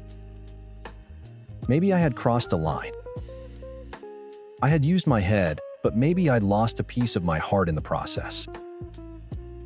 I had the value, but she had the sympathy. And in a family, I was starting to realize that was the only currency that truly mattered. Story 7. I hate my phone. Not the device itself, it's a perfectly good soul-sucking rectangle of glass and aluminum, but the fact that it connects me to people I actively try to avoid. Specifically my family. The caller ID flashed Mom. I showed the screen to my wife Sarah, who was peacefully reading on the couch. She gave me a look that was one part pity, two parts don't you dare. I answered, "Hey Mom. Mark honey. Are you two on your way?" The forced cheerfulness was a weapon, and she was an expert marksman. On our way, where I asked, playing dumb. It was my only defense. The barbecue for your father. Don't tell me you forgot. I had absolutely 100% forgotten. On purpose. Ah, shoot. Sarah and I had plans, Mom. We were just heading out. Sarah shot me a glare. Liar. Cancel them. Mom said, the cheerfulness evaporating. Your sisters are already here with the kids. Your father wants to see you. This was the classic pincer move. Guilt from her obligation to him. The thing is, I knew for a fact my father wanted nothing more than to be left alone with a book and a silent television. This wasn't for him. It was for her. It was always for her. Mark. She pleaded, her voice dropping into that whiny, manipulative tone that made my teeth ache. Please? Just for a little while. It would mean the world to your father. I looked at Sarah. She sighed, closed her book, and gave a tiny defeated nod. She knew, just like I did, that the hour of pain now would be better than the week of guilt-trip voicemails that would follow if we refused. Fine, I grumbled. We'll be there in 20. But we can't stay long. Wonderful drive, safe, click. Sarah stood up and stretched. How bad do you think it's going to be? On a scale of 1 to dumpster fire, I said, grabbing my keys. I'm betting on Inferno. I was an optimist. We pulled up to my parents' suburban home 20 minutes later, and the scene was already pure chaos.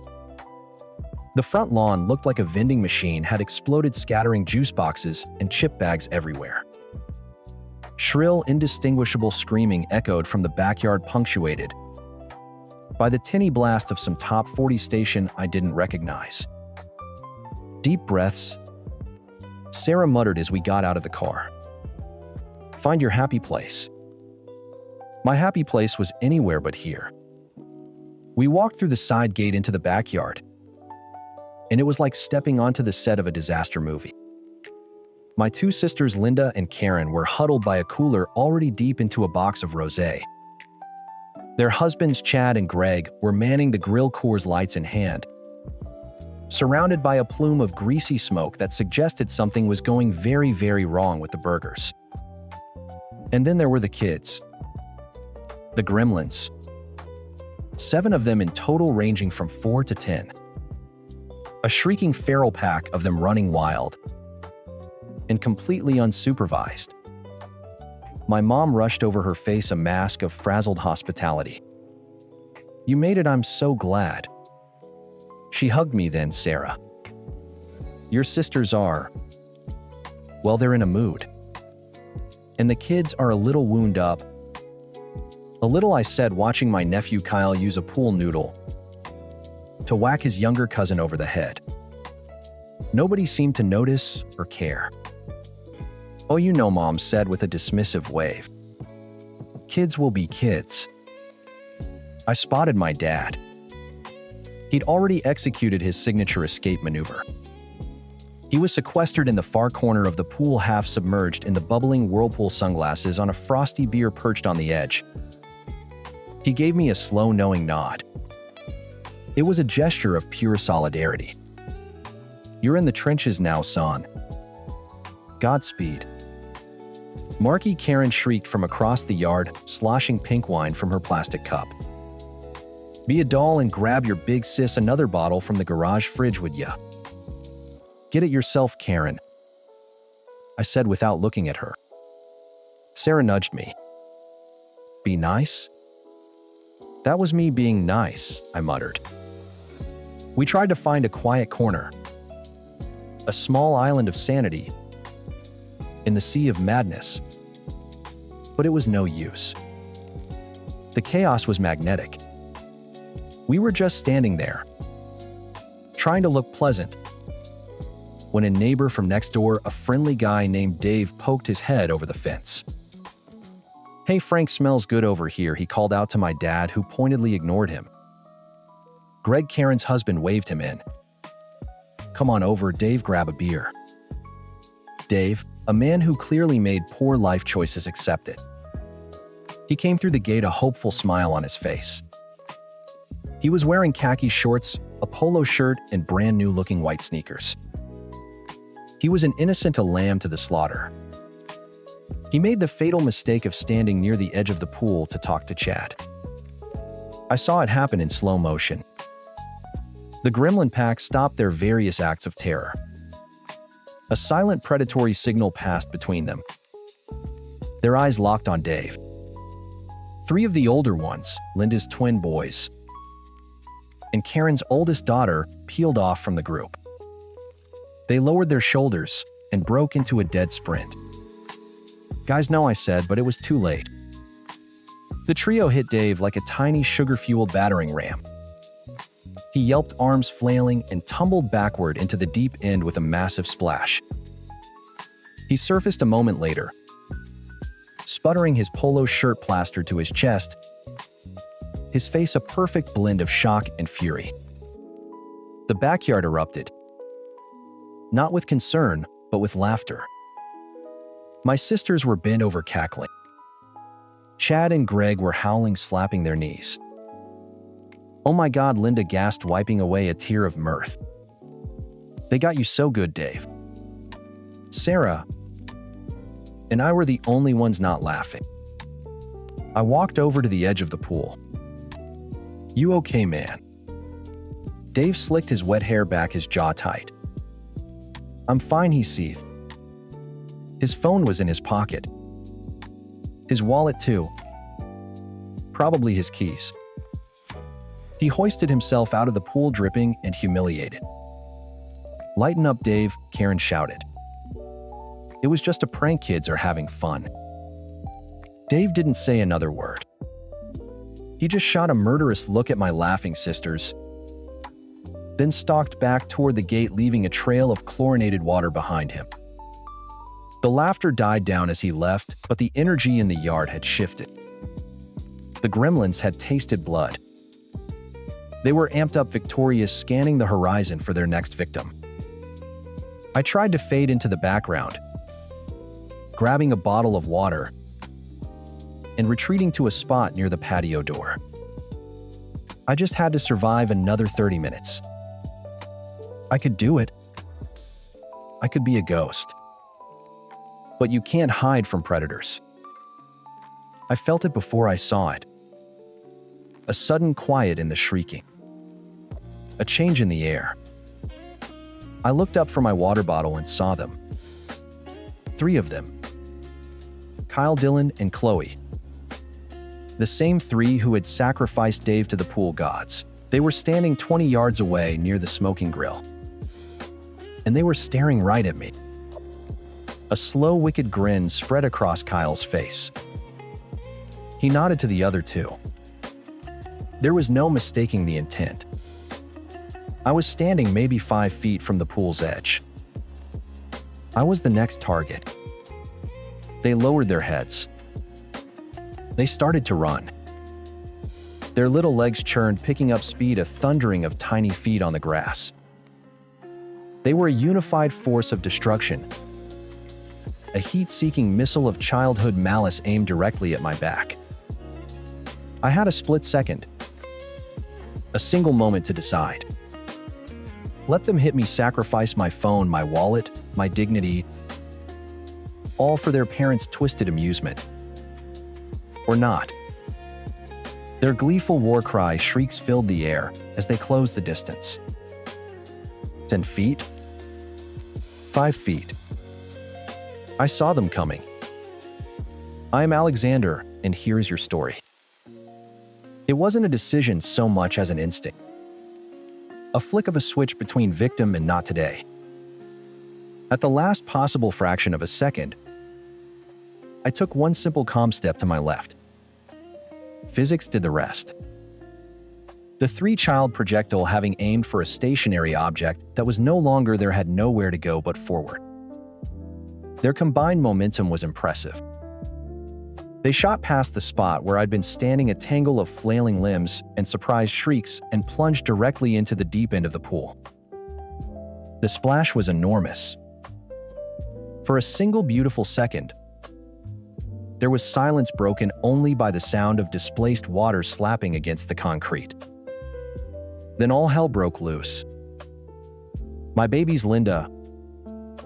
shrieked her rosé, slurred voice cutting through the air like a siren.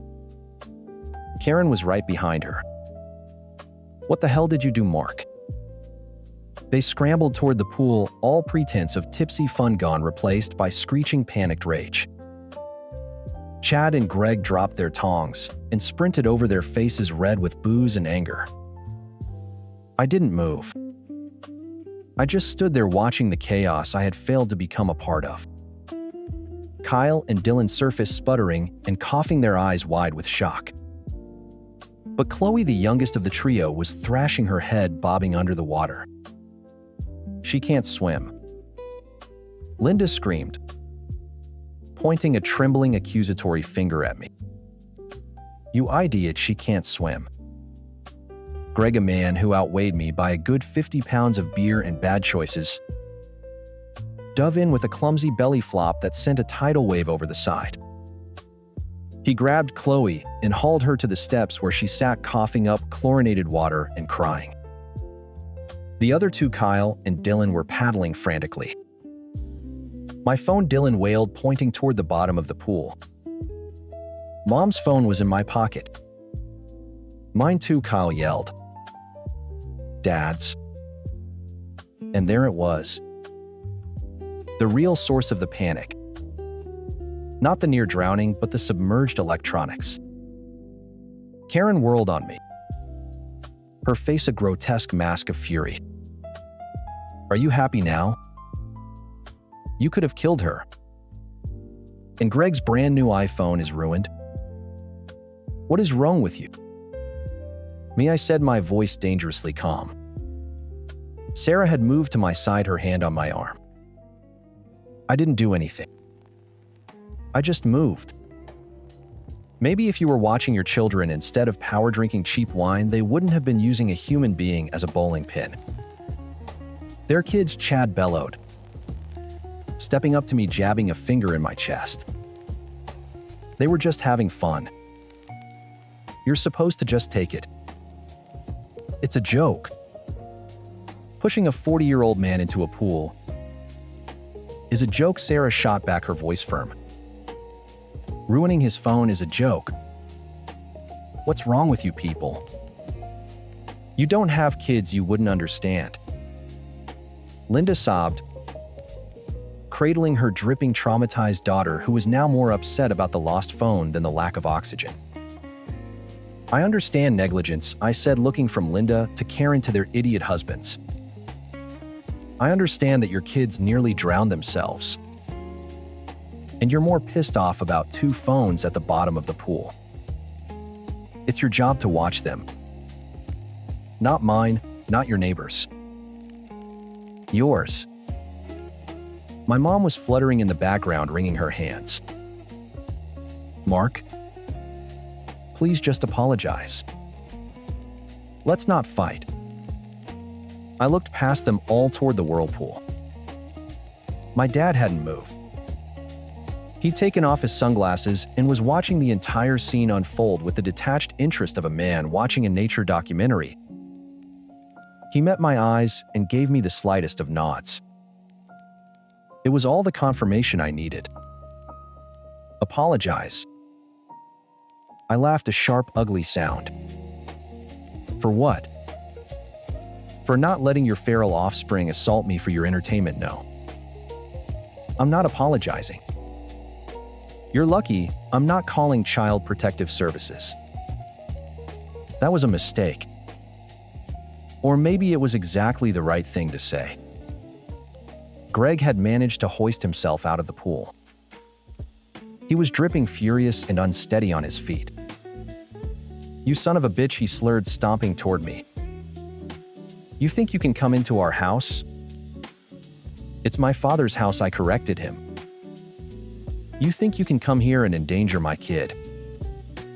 He was trying to be intimidating, puffing out his chest. But the combination of adrenaline, alcohol, and a waterlogged brain was too much for him.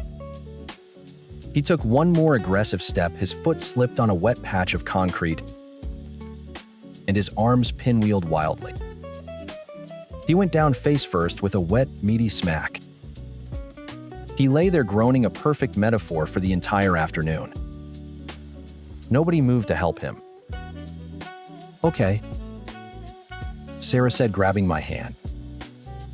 We're done here. We turned and walked away.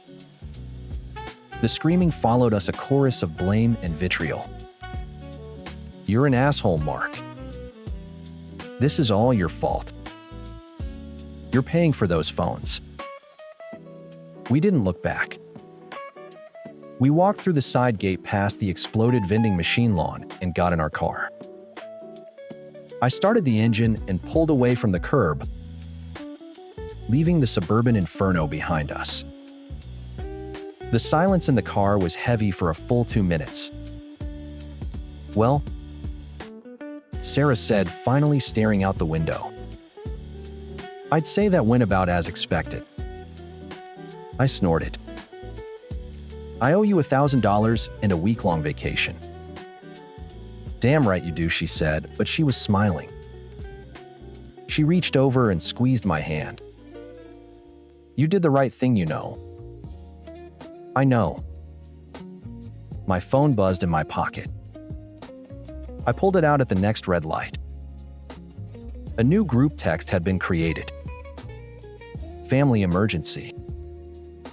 I was the only one in it besides my sisters, their husbands, and my mother. Karen Times. You are a monster. Chloe has a scratch on her knee because of you. Asterisk. Linda Times, I hope you're proud of yourself. $2,000 in phones gone because you couldn't just be a good sport. You're paying us back. Asterisk. Chad Times. Your dad is so disappointed in you. Asterisk. That was the one that made me laugh. I glanced at the rearview mirror, picturing him in his whirlpool, the king on his bubbling throne, watching the empire burn.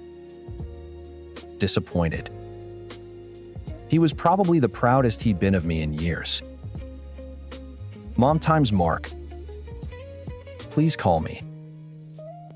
This can all be fixed if you just say you're sorry. Asterisk.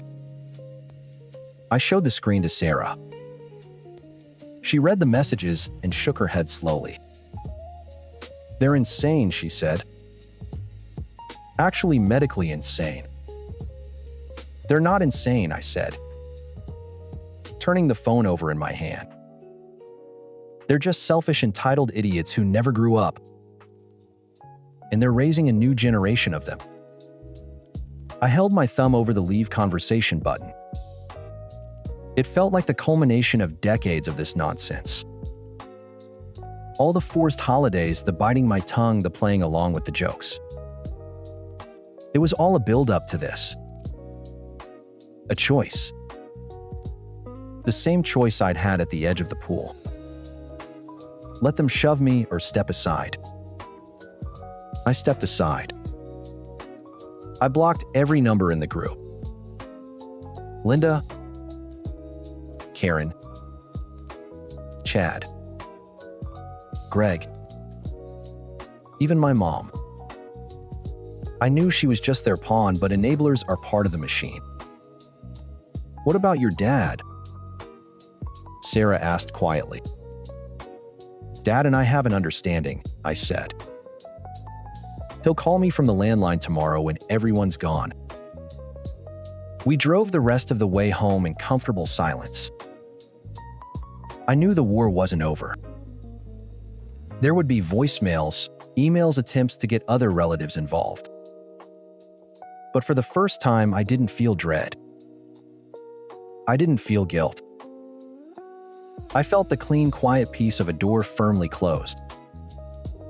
They could have their chaos. They could have their little idiots and their broken phones and their boxed wine. I had my sanity, and I wasn't giving it up for anyone.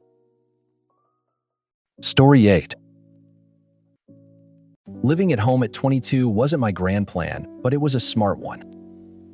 My parents, bless them, cleared out the guest room and basically said, "Save your money, figure things out." It was perfect. My dad and I would watch old action movies, my mom and I would gossip over tea. It was easy, comfortable, an idyllic little bubble designed to launch me into the real world, financially sound and emotionally supported. My only real daily ritual, my one small indulgence, was a can of sparkling lemonade. Not the sugary kind, but the zero sugar stuff in a slim silver can. It was my after-work treat. I'd come home from a long restaurant shift, kick off my non-slip shoes and crack one open. The hiss was the sound of my day officially ending. For the first few months, my mom was my chief enabler. She'd see them on sale at the grocery store and grab a case. "Abby got your fizzy lemon water," she'd call out as she unpacked the bags. It was a little thing, but it felt like love. A shorthand for "I was thinking of you." Then about a month ago, the lemonade stopped appearing. The first week I figured she just forgot. No big deal. I added it to the shared digital shopping list. The next day, the item was deleted. I put it back. It was deleted again. I found her in the kitchen wiping down an already spotless counter. "Hey, Mom, did you see I added the lemonade to the list?" Her shoulders tensed. "Yes. We're not getting those anymore." "Oh. Okay," I said, confused. "Are they too expensive? I can give you cash for them." "It's not about the money, Abigail." She didn't look at me. Her voice was flat, cold. "Okay. So what is it about?" She turned the faucet on, a blast of water filling the silence. "We're just not." The conversation was over. It was so weird, so unlike her, that I just let it go. Maybe the company had a scandal or something. The next day on my way home from work, I swung by a gas station and bought a 1-2 pack myself. I walked into the house and set the cardboard box on the counter. My mom was on the couch reading. She looked up, her eyes zeroing in on the box like it was a live grenade. The smile on her face didn't just vanish. It was vacuumed away, replaced by a tight, thin line. She stood up, walked into the kitchen, and started unloading the dishwasher with a series of loud, deliberate clinks that sounded like gunshots in the quiet house. "Mom? Is everything okay?" I asked, my stomach twisting. "Everything's fine," she clipped out, slamming a plate into the cupboard. It wasn't fine. For the next 2 weeks, a bizarre Cold War descended upon our home. Every time I opened the fridge to grab a can, she'd find a reason to be in the kitchen, her presence a heavy, disapproving weight. She'd glare at the can in my hand. If I was drinking one on the couch, she'd get up and leave the room. I tried everything. Logic, pleading. I cornered her while she was gardening, thinking the fresh air might help. "Mom, seriously. This is insane. It's lemonade.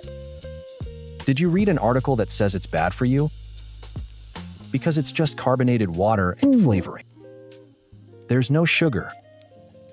No aspartame, nothing." She kept yanking weeds, her knuckles white. "I don't want to talk about it. But I do. You're acting like I brought hard drugs into the house. You won't even look at me. Just tell me what's wrong. Did I do something to upset you?" "You're being dramatic," she muttered, tossing a clump of crabgrass into her bucket. "I'm being dramatic. You haven't spoken more than 3 words to me in a week because of a beverage." She stood up, brushing dirt from her knees. "If you can't see it, I can't explain it."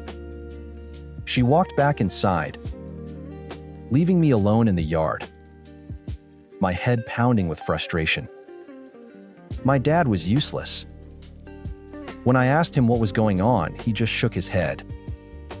"Your mother gets a bee in her bonnet sometimes, you know that. Just let it go.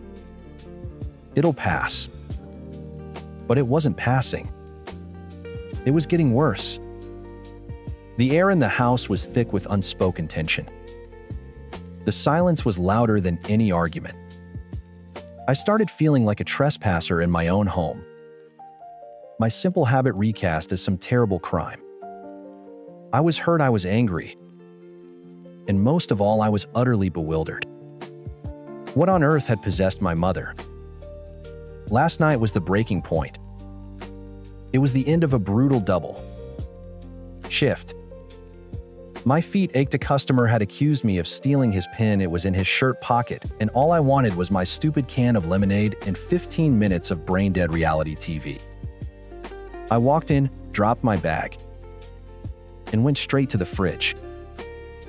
I pulled out a can, the cold metal, a small comfort in my hand.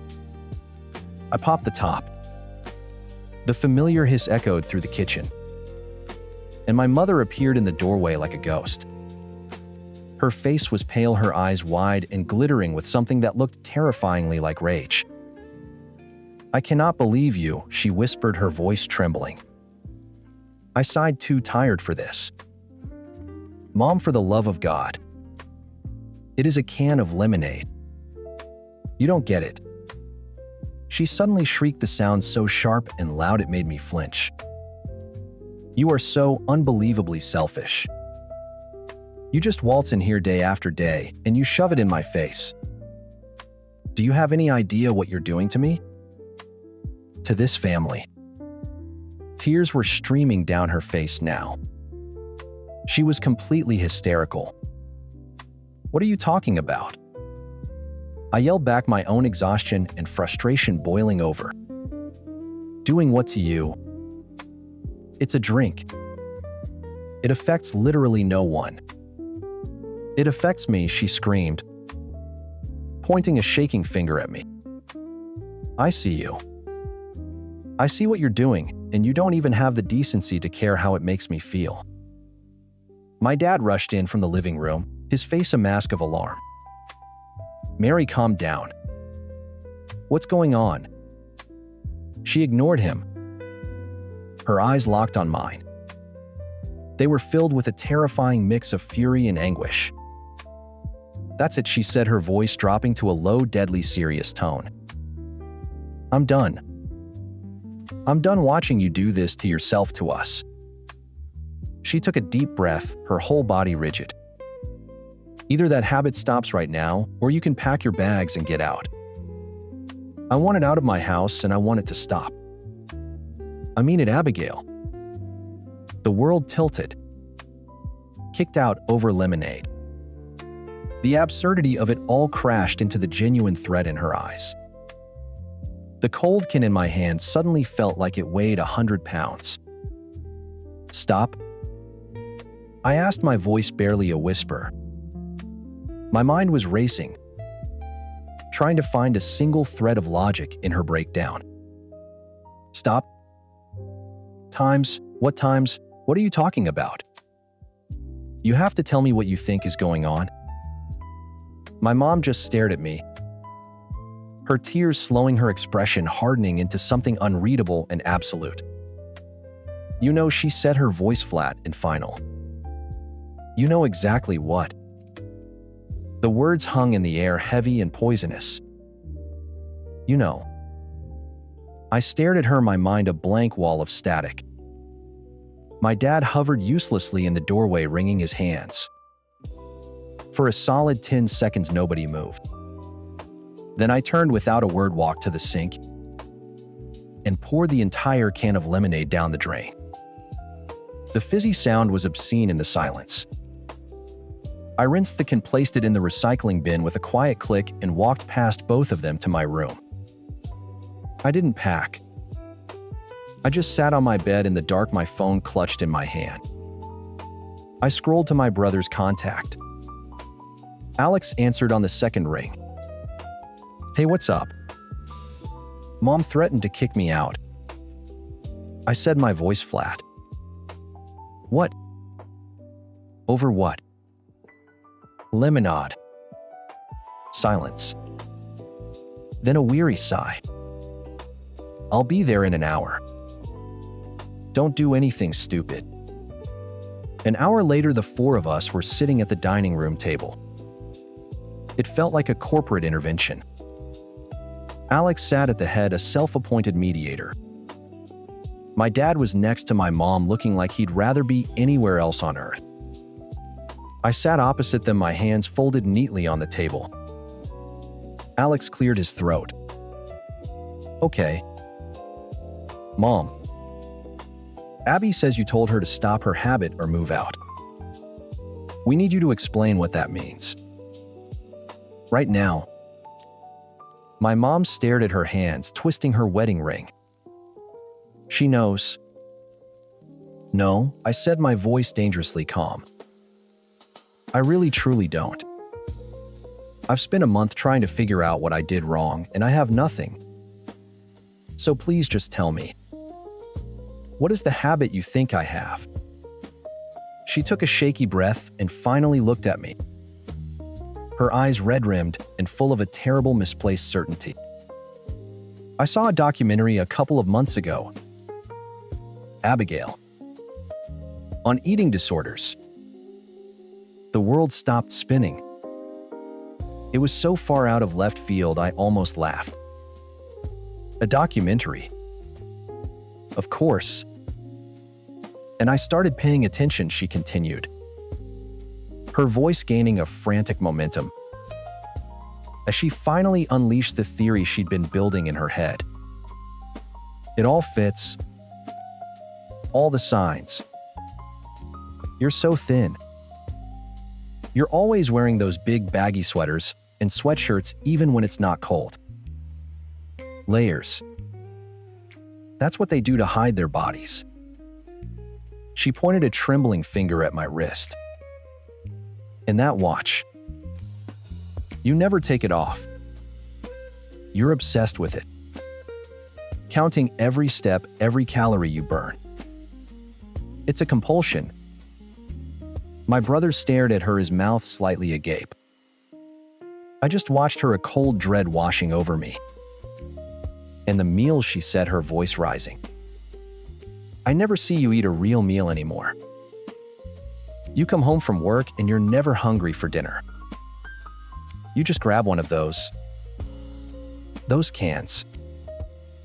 She finally looked at the invisible can of lemonade between us on the table, the source of all this madness. And that's the biggest sign of all. 0 sugar. Low calorie. It's a safe drink. It fills you up so you don't have to eat real food. I looked it up online. It's what they all do. She leaned forward, her eyes pleading. I tried to get you to stop. I stopped buying it. I got angry when you brought it home. I thought if I made it a big deal, you'd see that I knew. That you would stop hiding it. The silence that followed was profound. My dad was staring at my mom as if he'd never seen her before. Alex looked like he'd been poleaxed. I felt a strange sense of calm descend. The insanity finally had a name. I took a slow, deliberate breath. Okay, I said, my voice even. Let's go through your evidence. I met her gaze. First, I'm thin. Yes. So are you. So is Dad. It's called genetics, Mom. I have the same body I've had since I was 16. I tugged at the sleeve of my oversized crew neck. Second, my clothes. I work in a restaurant. I wear comfortable things. Sometimes I like the way they look. It's called style. Also, the walk-in freezer is 35 degrees. Layers are practical. I held up my wrist. Third, my Apple Watch. It was a birthday gift from Alex. It tells me the time. It shows me texts from my friends when my phone is in my locker. I have never once in my life opened the calorie counting app. I leaned forward, placing my hands flat on the table. And finally, the meals and the lemonade. Mom, my shift starts at 3. We get a staff meal around 4. I work until 11. I come home around 11:30. You are in bed. I am not hungry for a full dinner at midnight. I am thirsty. And I don't like sugary drinks. I never have. I drink 0 sugar lemonade. Because I like the taste. That is the beginning and the end of the story. Every word was a small, sharp pinprick in the balloon of her conspiracy. I watched it deflate, her certainty crumbling, replaced by a wave of dawning horror. Her face crumpled. Oh God, she whispered, covering her mouth with her hand. Oh my God, Abby. A sob escaped her, raw and ugly. I was so scared. I saw that show and the girl, she looked like you. She did all those things and her parents didn't see it until it was too late. I thought I was losing you. So you decided to threaten me. I asked, the hurt finally cracking through my calm. To kick me out. You thought that would help? I didn't know what to do, she cried, tears streaming down her face. I was trying to shock you. I thought if I made it impossible for you to do it here, you'd have to admit you needed help. I was trying to save you. By terrorizing me, I shot back. By making me feel like a criminal in my own home for a month. You could have just talked to me. Mom. You could have just asked Abby, are you okay? That's when I started to cry, hot tears of anger and relief and sheer exhausted frustration. Alex slid his chair next to mine and put an arm around my shoulders. My dad finally spoke, his voice thick. Mary, I told you it was just a bee in your bonnet. And you let her do it anyway, I said, looking at him. He flinched and looked away, ashamed. We all sat there for a long time. My mom's sobs quieted. She looked up, her face blotchy and wrecked with guilt. "I am so sorry, Abby. There are no words. I was wrong. I was so wrong. I'm sorry." I wiped my eyes with the back of my hand. "I know. I'm sorry," I yelled. The apology hung in the air, fragile and incomplete. "But this can't happen again," I said, my voice hardening with a resolve I didn't know I had. "This whole thing. You created a secret narrative in your head and you punished me for it. That's not okay." I looked from her to my dad. "I'll stay. For now. But we are going to get help. You and me, Mom. We're going to go to family therapy together. We are going to learn how to talk to each other. Because if anything like this ever happens again, if I find out you're keeping secrets and building resentments instead of just speaking to me, I will be gone the next day. I mean it." She nodded, her eyes wide, accepting the terms of my surrender. The idyllic bubble was gone. It hadn't just been popped. It had been incinerated. Living at home was no longer easy or comfortable. It was conditional. My relationship with my mother, once the bedrock of my life, was now a fractured thing we had to carefully piece back together. Later that night, I went to the kitchen for a glass of water. Sitting on the counter was a single silver can of zero sugar sparkling lemonade. A peace offering. I looked at it for a long time, then opened the fridge and just got the water. I wasn't ready yet. Some things once soured take a long time to taste sweet again. Story 9. The saltwater taffy was sticking to my daughter Lily's teeth, and she was making a whole production of it, her 9-year-old face scrunched in a perfect pantomime of agony and delight. We were on the boardwalk in Ocean City 2 days into our annual mother-daughter trip, and my phone buzzed in my pocket. It was my husband, Mark. "Hey, how are my girls?" he asked, his voice sounding stretched thin. "We're good." Lily's trying to glue her jaw shut with candy. "How's Ellie holding up without us?" A pause. It was just long enough for the seagulls' cries to sound like alarms. "Judy, something's happened." My stomach went cold. Ellie was 13. A sweet, arthritic golden retriever who was more shadow than dog. "What is it? Is she okay?" She's gone," he said, his voice cracking on the last word. "I let her out in the backyard. I turned my back for a minute to take a work call. And when I went to let her back in, the gate was open. I've been looking for hours. I've driven all over.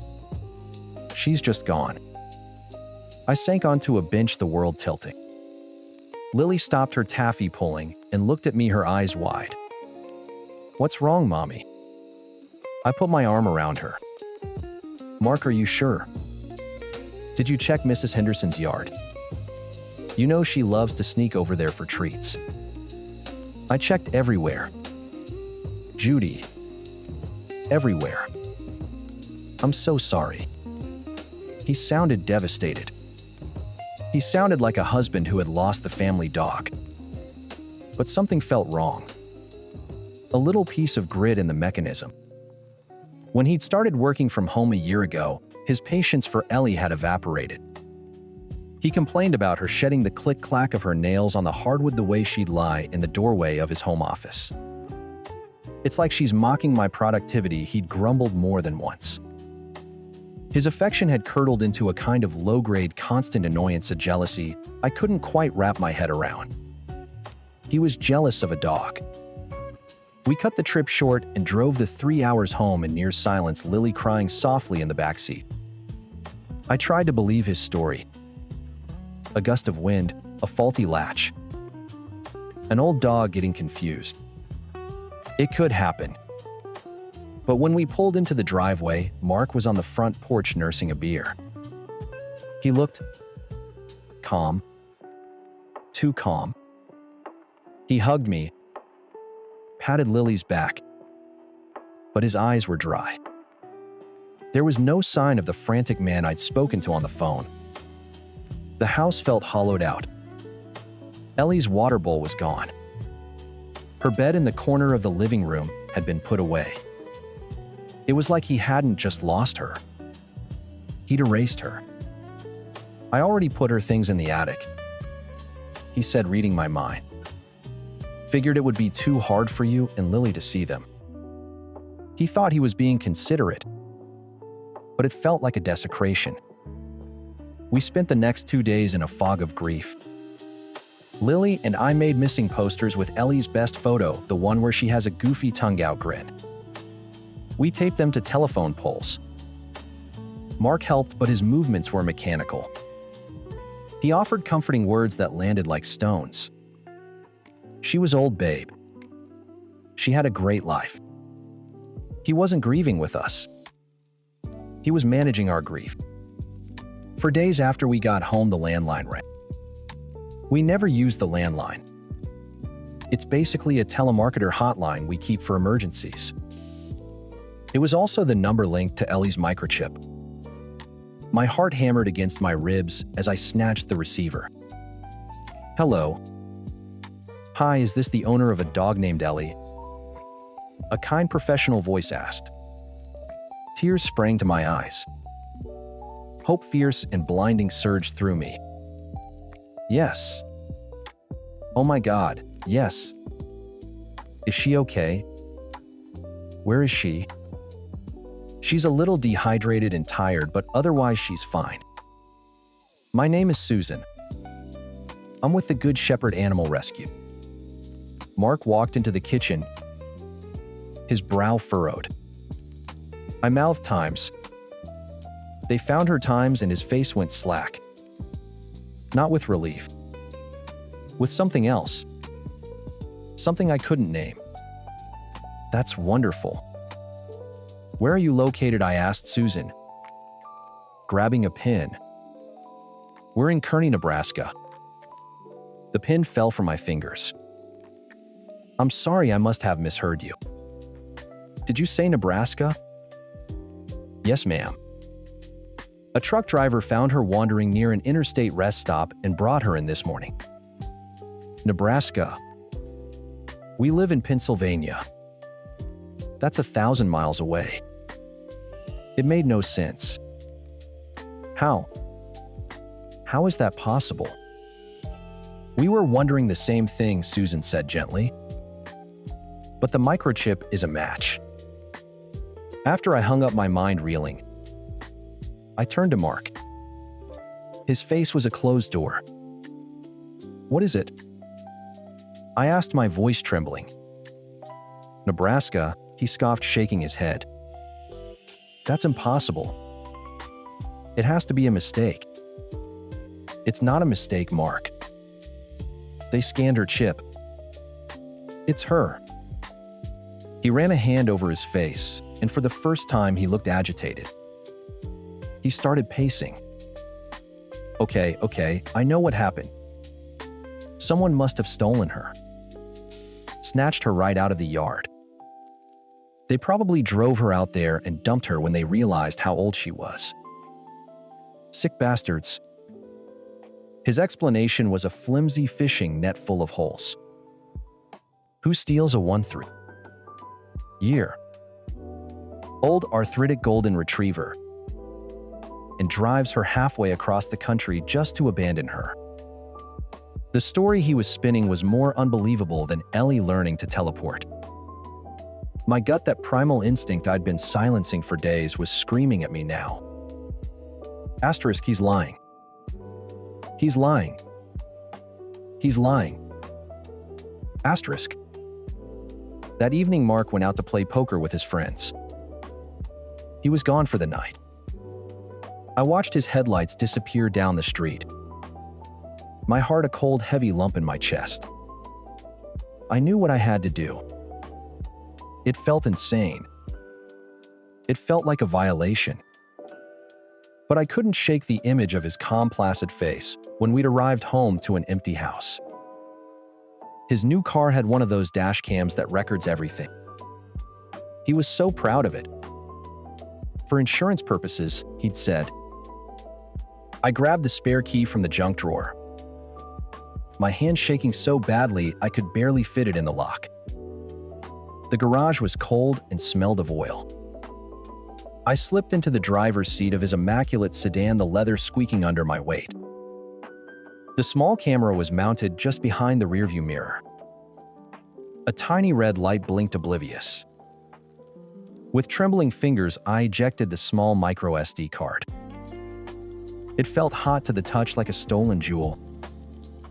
Back in the house, I slid the card into the adapter and plugged it into my laptop.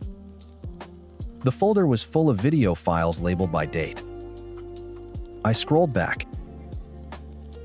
*Tuesday. The day Ellie disappeared. My cursor hovered over the first file from that morning.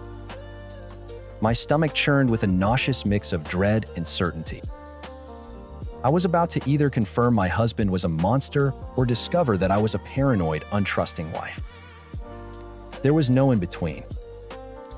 I took a deep breath, the click of the mouse sounding like a gunshot in the silent house. The video player opened the screen black for a moment before the footage began to load.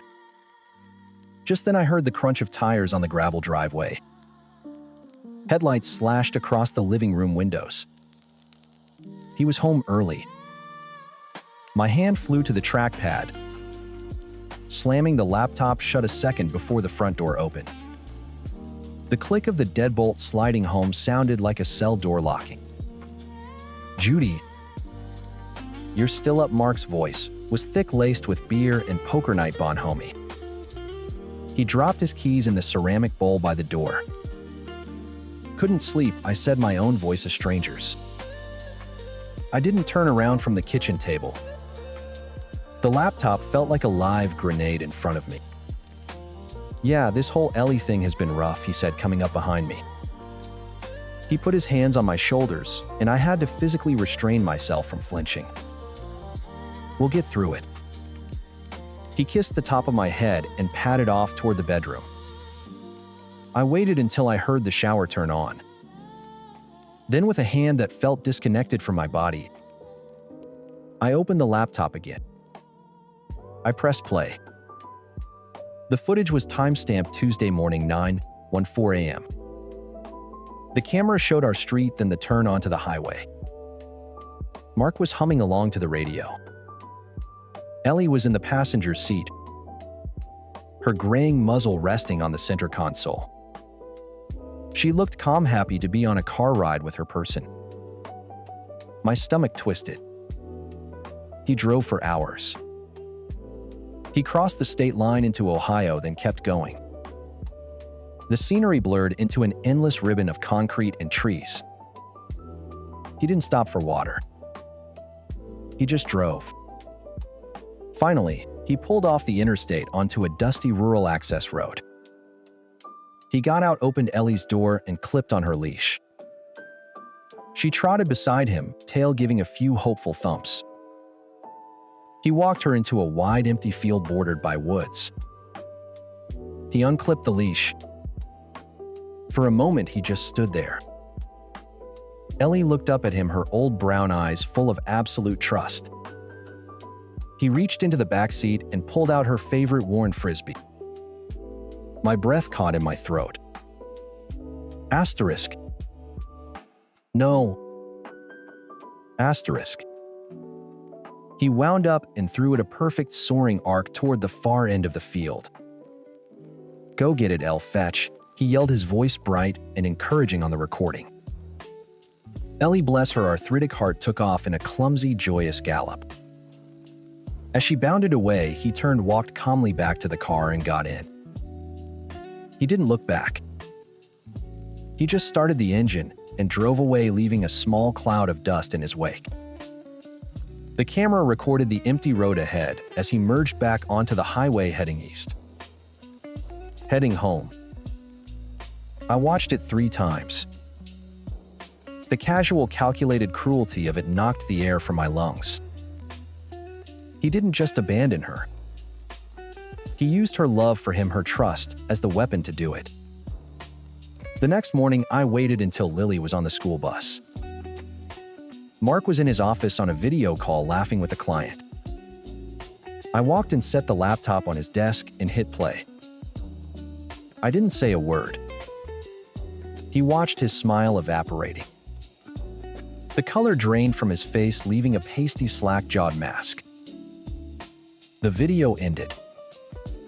The silence in the room was deafening. "Judy." He started, his voice a pathetic rasp. "It's not what it looks like." "Then what is it, Mark?" I asked, my voice dangerously quiet. "What does it look like when you drive our 13-year-old dog 800 miles, trick her into running away from you, and leave her to die in a field?" He flinched. "I didn't leave her to die, He stammered, his eyes darting around the room, searching for an escape hatch. "I wanted her to have a better life. On a farm, I thought. I thought someone would find her a nice farmer, and she could run around and be happy, not cooped up here all the time." The sheer idiotic fantasy of it was almost more insulting than the act itself. He thought he was the hero in a children's story, benevolently releasing an animal into the wild. "A farm," I repeated, the word tasting like poison. "You left her by an interstate in Nebraska, Mark. You are a coward and a monster." I turned and walked out. I went to our bedroom and pulled a suitcase from the closet. The next day, the real him showed up. The pathetic cornered man was gone, replaced by righteous indignation. I was on the phone with the rescue, arranging to fly into Omaha and rent a car when he stormed into the kitchen. "You went through my private property," he seethed, jabbing a finger toward his car keys on the counter. "You and your daughter, a couple of little snoops. You had no right to look at that footage. That's a complete violation of my privacy." I just stared at him. "Lily didn't see it," I said coldly. "It doesn't matter. You're teaching her to be just like you. Untrusting. Sneaky. What kind of idiots violate someone's privacy like that?" And there it was. Not remorse, not shame. Just rage that he'd been caught. His crime wasn't the issue. My discovery of it was. In his mind, times I times was the one who had betrayed, times him asterisk. That afternoon, I packed Ellie's remaining things, her favorite squeaky hedgehog, the plaid blanket she slept on, into a box. I drove it to my parents' house and told them everything. My dad, a man of few words, just clenched his jaw and nodded. My mom held me while I finally broke down and cried, not for my marriage, but for my sweet, loyal dog who deserved so much better. When I got home, I started gathering documents. Bank statements, car titles, mortgage paperwork, his 401k login that I knew he never changed. I moved them into a folder on a thumb drive. A cold, methodical purpose settling over me. This wasn't just about leaving. This was about surviving. Mark found me in the office printing our last 2 years of tax returns. "What the hell are you doing?" he demanded. "I'm getting my affairs in order," I said, not looking up from the printer. "This is insane, Judy. You're throwing away 12 years of marriage over a dog." His voice cracked with disbelief. "I did it for us. So I could focus on my work. So the house would be cleaner. It was for her own good too. I told you, the farm." "Stop talking about the farm," I finally yelled, whirling to face him. "There is no farm. There is only your selfishness and your cruelty." He took a step back, stunned by my fury. "You have to trust me," he pleaded, his voice suddenly soft, manipulative. "I'm your husband. I love you." I laughed, a harsh, ugly sound. "Trust you? You've been complaining about that dog since you started working from home. You told me she was ruining the aesthetic of your office. You said my worrying about her arthritis was unattractive. You were jealous, Mark. You were jealous of a sick old dog. Because I loved her, and she took up a sliver of my time. This isn't about Ellie. This is about you.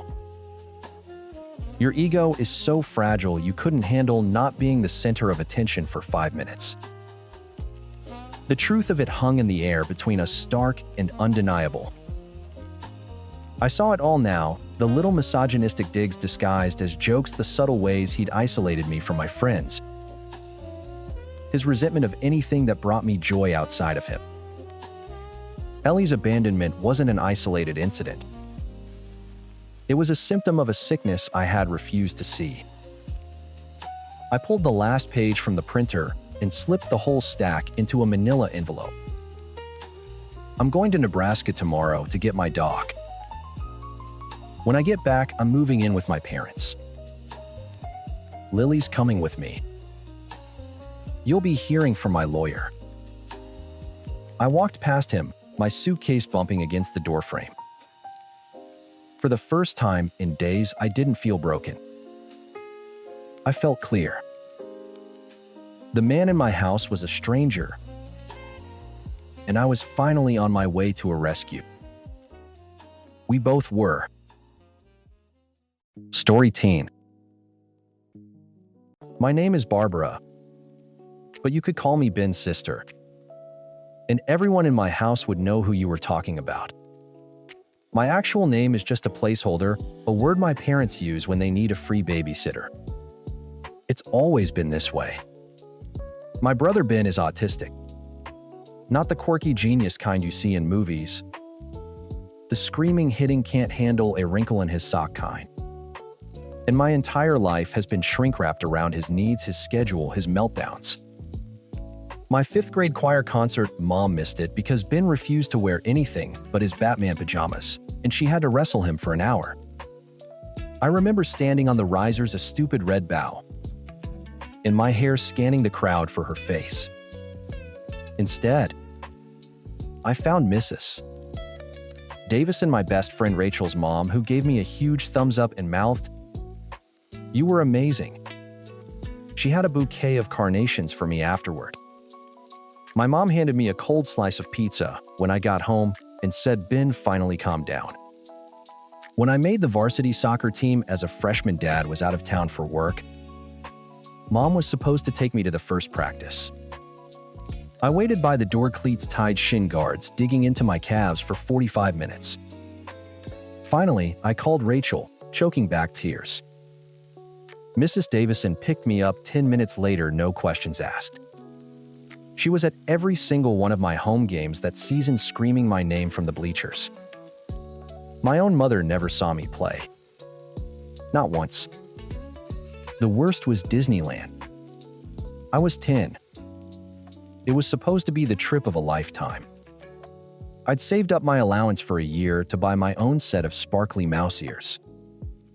We were there for maybe 4 hours before the sensory overload sent Ben into a full-blown thrashing on the asphalt tantrum because Goofy's wave was too big. So we went back to the hotel. Dad took Ben into their room to try and de-escalate, which left me with Mom and hours. "You'll just have to stay here with me, Barb," she said, not even looking at me, as she drew the blackout curtains. "We can't risk setting him off again." For 3 days, I was a prisoner in the Grand Californian. I could hear the fireworks. I could smell the churros.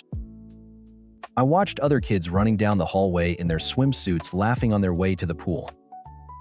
I just sat on the scratchy hotel bedspread, staring at the paisley pattern until it blurred while Mom watched daytime TV and fielded frantic calls from Dad. The mouse ears I bought sat on the nightstand, their sequins mocking me. We drove home without ever going back to the park. Mom called it a necessary sacrifice. I called it hell. So when Rachel came to school 2 weeks ago vibrating with excitement, I was prepared for the usual letdown. My parents are taking us to Disney World for spring break, she announced, and they want to know if you can come. All expenses paid. Our treat. My stomach did a sick little flip. Disney. The word alone tasted like hotel carpet and regret. No way, Rach. My parents would never. Just ask, she insisted. My mom already has the ticket confirmation. It's a 5-day park hopper. She said she refuses to let your only Disney memory be that nightmare trip. For once, a celestial body aligned in my favor. Mom was at one of Ben's specialist appointments, and Dad was working from home. I found him in his office staring at a spreadsheet, and the words just tumbled out. I told him about the offer from the Davisons, bracing for the inevitable "we'll see," or "what about Ben?" He leaned back in his chair, rubbing his eyes. He looked tired. He always looked tired. The Davisons are good people, he said quietly. Yeah, Barb. You should go. You deserve a real vacation. He signed the school permission slip on the spot. It was done. It was real. For 2 weeks, I lived on a cloud. Rachel and I planned our park days down to the minute. I packed and repacked my suitcase. I felt a flicker of something I hadn't felt in years: hope. Mrs. Davison was my real mom. Rachel, my real sister. This was my real family, and I was finally getting a do-over. Tonight I was laying out my outfits on my bed, a Disney World map spread open like a sacred text. I had my new mouse ears, a sleek black pair, not the sparkly pink ones from my childhood, sitting on my pillow.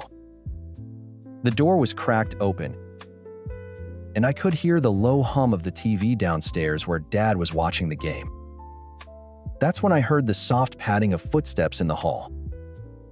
My bedroom door creaked open. It was Ben. He was holding his worn-out iPad, the one he used for his communication apps. He hardly ever came into my room. It was my one sanctuary, the only space in the house that wasn't calibrated to his sensory needs. He pointed a shaky finger at the map on my bed. His eyes, wide and unblinking, darted from the illustration of Cinderella's castle to my face. He didn't say a word. He didn't have to. The app on his iPad did it for him, its robotic female voice slicing through the quiet room. Go to Disney. My blood ran cold. I'd been so careful. I'd hidden the brochures, talked to Rachel in whispers on the phone. How did he find out? Ben's face began to crumple. The first sound escaped his lips, a low guttural whine that was the prelude to every storm. He pointed at the map again, then at himself. Ben. Go to Disney. The robotic voice was more insistent now. No, Ben. I said, my own voice, barely a whisper. This is my trip. With Rachel. That was the wrong thing to say. The whine escalated into a piercing shriek. He dropped the iPad, the plastic clattering against the hardwood floor.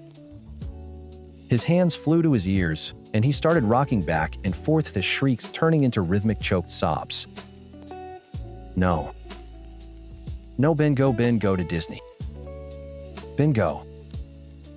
The TV downstairs abruptly went silent. I heard the scrape of a chair, then heavy, urgent footsteps on the stairs. My door flew open so hard it banged against the wall. It was my mother. Her face was a thundercloud. Her eyes skipping right over Ben's thrashing form. On my floor, and landing on me with the force of a physical blow.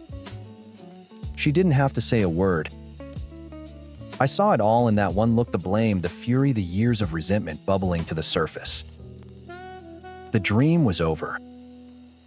The war was about to begin. What did you do? The words were ice. She didn't kneel to comfort Ben, who was now pulling at his own hair and slamming the back of his head against my dresser with a sickening rhythm. She just stood in the doorway, a sentinel of my guilt. Nothing. He came in here. He saw the map.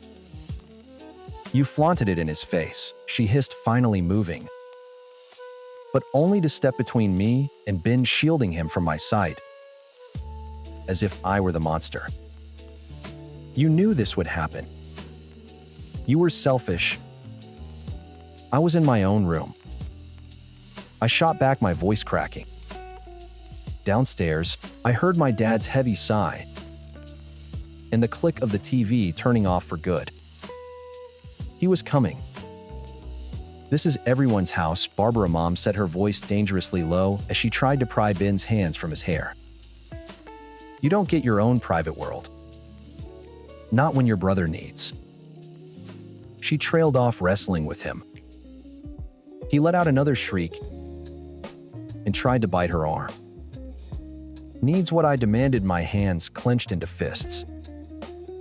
Needs my entire life. Needs my vacation.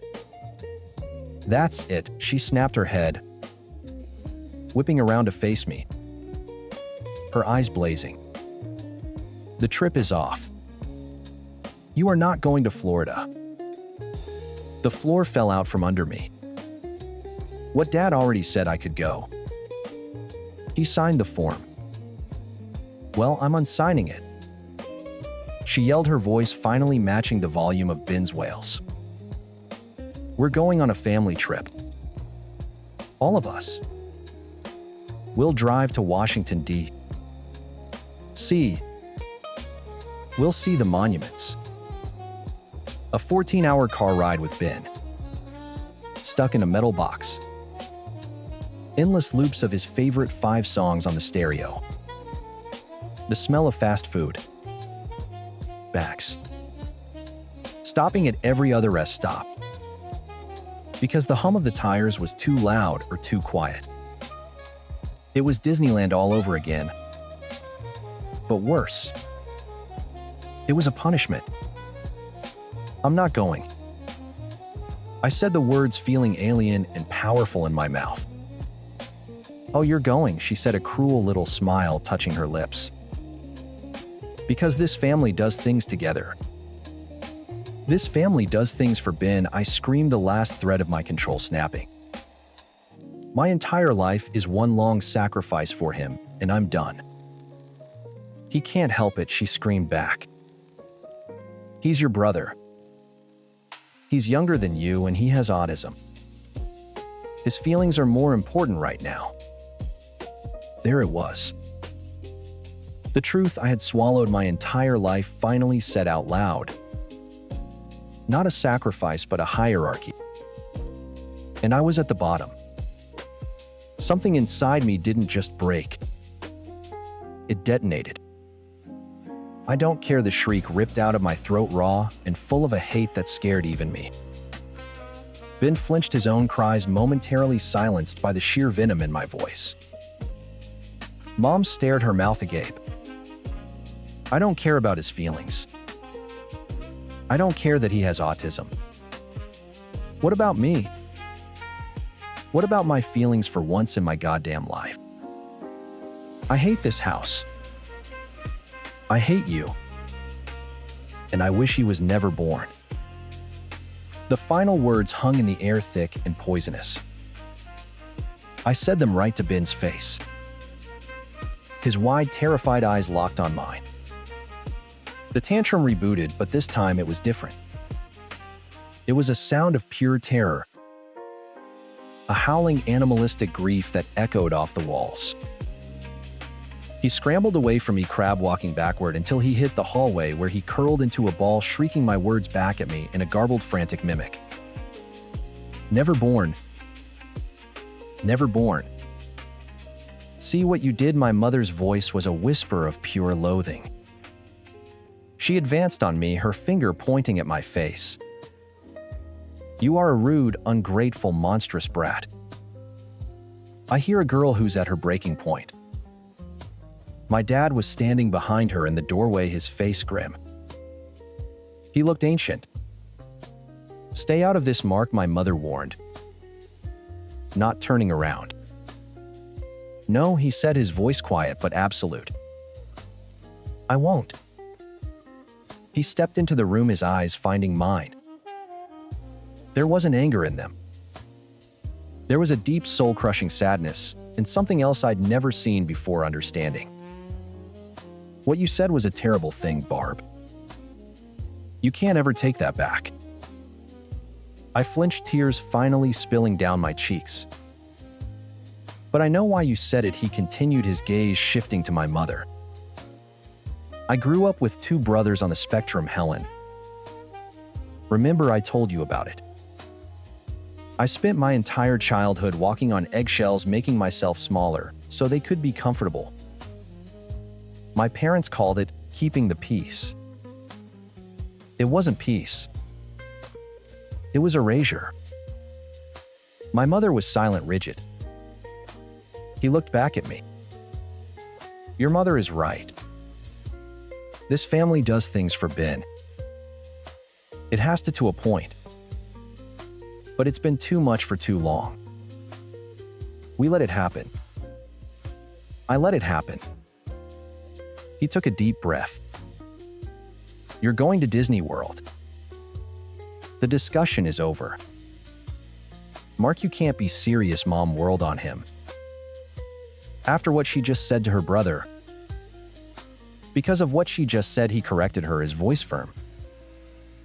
Because we pushed her to a place where she would say something that cruel. That's on us. She's going. He walked out, leaving my mother standing there. Her face a mask of disbelief and fury. She looked from me to the sobbing heap of her son in the hall, and without another word she turned and followed him, slamming our parents' bedroom door so hard a picture fell off my wall. The house fell into a war zone's tense silence, punctuated only by Ben's muffled sobs from downstairs and the furious low murmur of my parents' argument through the wall. I sank onto my bed, my body trembling. The guilt was a physical weight in my chest, a hot stone of shame for the words I'd flung at my brother. I'd meant them in that white-hot second. And that was the most horrible part. But underneath the guilt, a strange, unfamiliar feeling bloomed. Relief. Hot, clean, and sharp. My dad's words times. It was erasure times played over and over in my head. He saw me. After all these years of feeling invisible, he had finally truly seen me. My phone buzzed on the nightstand. It was a text from Mrs. Davison. Asterisk. Everything okay for Friday? Rach is about to explode with excitement. We're packed and ready to pick you up, asterisk. I stared at the text, then at my half-packed suitcase, my sleek black mouse ears sitting on top like a crown. My mother's silent fury radiated through the floorboards. Ben's whimpering was a constant, painful reminder of the bomb I'd just detonated. The fracture in my relationship with my mother felt like a chasm, deep and likely permanent. But my dad's words had built a bridge over it. I picked up the phone, my thumbs moving with a newfound certainty. Asterisk, see you Friday. I can't wait. Asterisk. I was going. I was leaving the war zone behind. I was going to Disney World with my real family, and for the first time, my own happiness felt less like a selfish dream and more like a necessary sacrifice. My own. Story 11. My wife Cara and I were happy. Or at least I thought we were. We had a nice house, decent jobs, and 5 years of marriage that felt stable. The first crack in that foundation appeared the day my nephew Julian called with good news. "Uncle Henry, I got it," he said, his voice buzzing with excitement. "I got the junior copywriter position at Sterling Price." "That's fantastic, kid. Sterling Price. Isn't that?" "Yeah. It's Aunt Cara's agency." I grinned, picturing them carpooling. "She's going to be thrilled. Hold on, I'll put you on speaker." I tapped the phone and called out, "Cara, honey, Julian has some news." Cara walked into the living room, wiping her hands on a dish towel. She smiled when she saw Julian's name on the screen. "Hey, sweetie. What's up?" "I got the job," Julian announced. "At your agency. Maybe we can grab lunch sometime." Cara's smile vanished. It didn't just fade. It was like a switch had been flipped off. The warmth in her eyes turned to ice. "You what?" "I got the job," he repeated, his enthusiasm deflating. "The junior copywriter gig." "You shouldn't take it," she said flatly. Julian was silent for a beat. So was I. "What? Why?" he finally asked. "The boss, Mark. He's a nightmare," Cara said, her voice tight. "A completely toxic personality. You don't want to work for him. Trust me." I frowned. "Honey, you've never mentioned your boss was toxic. In 5 years, not once. I thought you liked your job." "You don't know him like I do," she snapped, her eyes fixed on me, not the phone. "I'm just trying to protect my nephew. He should look for something else." "But Aunt Cara, the offer is really good," Julian stammered. "It's a huge step for my career." "Find another step," she said, her tone leaving no room for argument. "This isn't the one. I have to go." She turned and walked out of the room before Julian could even say goodbye. I picked up the phone. "Sorry about that, kid. I don't know what's gotten into her." We talked for a few more minutes, and I told him to do what was best for his career. He ended up taking the job. When I told Cara, she didn't yell. She didn't scream. She did something much worse. She went silent. A deep Arctic cold descended upon our house. For the next 3 months, she treated me like a ghost. She'd answer direct questions with one-word answers. She slept with her back to me, right on the edge of the bed. No more movie nights, no more casual conversations about our day. No more laughter. If I entered a room, she would find a reason to leave. It was a suffocating, lonely existence. And I knew with a certainty that chilled me to the bone that it had nothing to do with Julian and everything to do with her boss. She wasn't protecting Julian. She was hiding something. The breaking point came on Julian's 24th birthday. We met him for a drink, just the two of us. Cara had claimed she had a late meeting she couldn't get out of. After the usual pleasantries, Julian shifted uncomfortably in his seat. "Uncle Henry," he started, his eyes darting around the bar. "I don't want to cause any trouble, but things at the office are weird." Weird how I asked, though I had a sick feeling I already knew the answer. "With Aunt Cara," he said, lowering his voice. "And her boss, Mark. People talk." I leaned forward. "What do they say, Julian?" "They're just really close," he said, struggling for the right words. "They take these long lunches, like 2 or 3 hours long, almost every day. They leave the office together a lot too. Early. And it's not like they're going to client meetings. Last week, someone in accounting saw them getting into his car, and he had his hand on her back. It's not professional. It's the kind of thing people notice." Every word was a punch to the gut. It confirmed the ugly suspicion that had been festering for months. "Thanks for telling me, Julian. I appreciate you being honest." When I got home that night, Kara was on the couch scrolling through her phone as if nothing was wrong.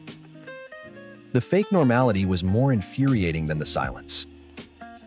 "How was your late meeting?" I asked, my voice dangerously calm. "Fine." Long, she said, not looking up. "I saw Julian for his birthday," I said. "He told me about the office gossip." Her head snapped up. Her eyes narrowed. "What gossip?" "About you and Mark. The long lunches. Leaving early together. His hand on your back." Her face twisted into a sneer, but I saw a flicker of panic in her eyes. "Are you serious? You're listening to gossip from a kid. A kid who I specifically told not to work there." "He's not a kid, Kara, he's a man. And he's my nephew. He's a nosy, conservative little brat who needs to learn to mind his own damn business," she spat. "He's probably just jealous of my position at the company and trying to stir up trouble." The excuse was so pathetic, so transparent it was almost comical. She didn't deny it. She didn't explain it. She just attacked Julian. The last shred of my denial evaporated. My wife was cheating on me, and she couldn't even come up with a believable lie. My trust in her shattered into a million pieces right there in our living room. "That's not an answer," I said, my voice shaking with a rage I didn't know I had. "That's a pathetic deflection." She stood up, her face a mask of fury. "I don't have to answer to you or to him. This is my career. You have no idea what it takes." She stormed out of the room and slammed the bedroom door. I stood there for a long time, the silence of the house pressing in on me. The woman I married was gone. In her place was a stranger, a liar. And I knew I couldn't live with her anymore. But suspicion wasn't enough. The gossip wasn't enough. I needed to be certain. I needed to see it with my own eyes. I pulled out my phone and dialed Julian's number. He answered on the first ring. "Uncle Henry, is everything okay?" My voice was a low whisper. "I need you to do something for me. I need proof, Julian. Hard proof. Can you get it for me?" There was a long silence on the other end of the line. Then a hesitant, "Uncle Henry, are you sure?" "I've never been more sure of anything in my life," I said, my voice cold and hard. "I need to know." A week passed in that same icy silence. Kara was acting smug, as if our argument had proven her point and I was the one being unreasonable. Then one evening she came home in a rage. She threw her purse on the counter so hard the contents spilled out. "You need to talk to your nephew," she seethed, her hands on her hips. "Oh, what about?" I asked, not looking up from the book I was pretending to read. "He's watching me at work. He's stalking me. I saw him today looking at me from down the hall. It's creepy and unprofessional, and you need to tell him to stop." So, he was getting close. "Maybe he just wants to ask his aunt for career advice," I said, dryly. "This isn't a joke, Henry. I'm going to file a complaint with HR if he doesn't back off." She turned and stormed into the bedroom, slamming the door. 2 days later, my phone buzzed. It was a text from Julian. Asterisk. Check your email. I'm sorry. Asterisk. My heart hammered against my ribs. I walked into my home office and closed the door, my hands shaking as I opened my laptop. The email had 3 video files attached. I clicked the first one. It was grainy black and white footage from an elevator security camera, time-stamped from the previous afternoon. Kara and Mark. They were alone. He leaned and whispered something in her ear. and she laughed, tilting her head back. Then he pressed her against the wall of the elevator, his hands sliding down her back, and kissed her. It wasn't a peck. It was a deep, lingering kiss that she returned, her own hands clutching his jacket. My stomach churned. I clicked the next video. A stairwell. Him pushing her hair back from her face. Her leaning into his touch. The third video was from the parking garage, them getting into his car.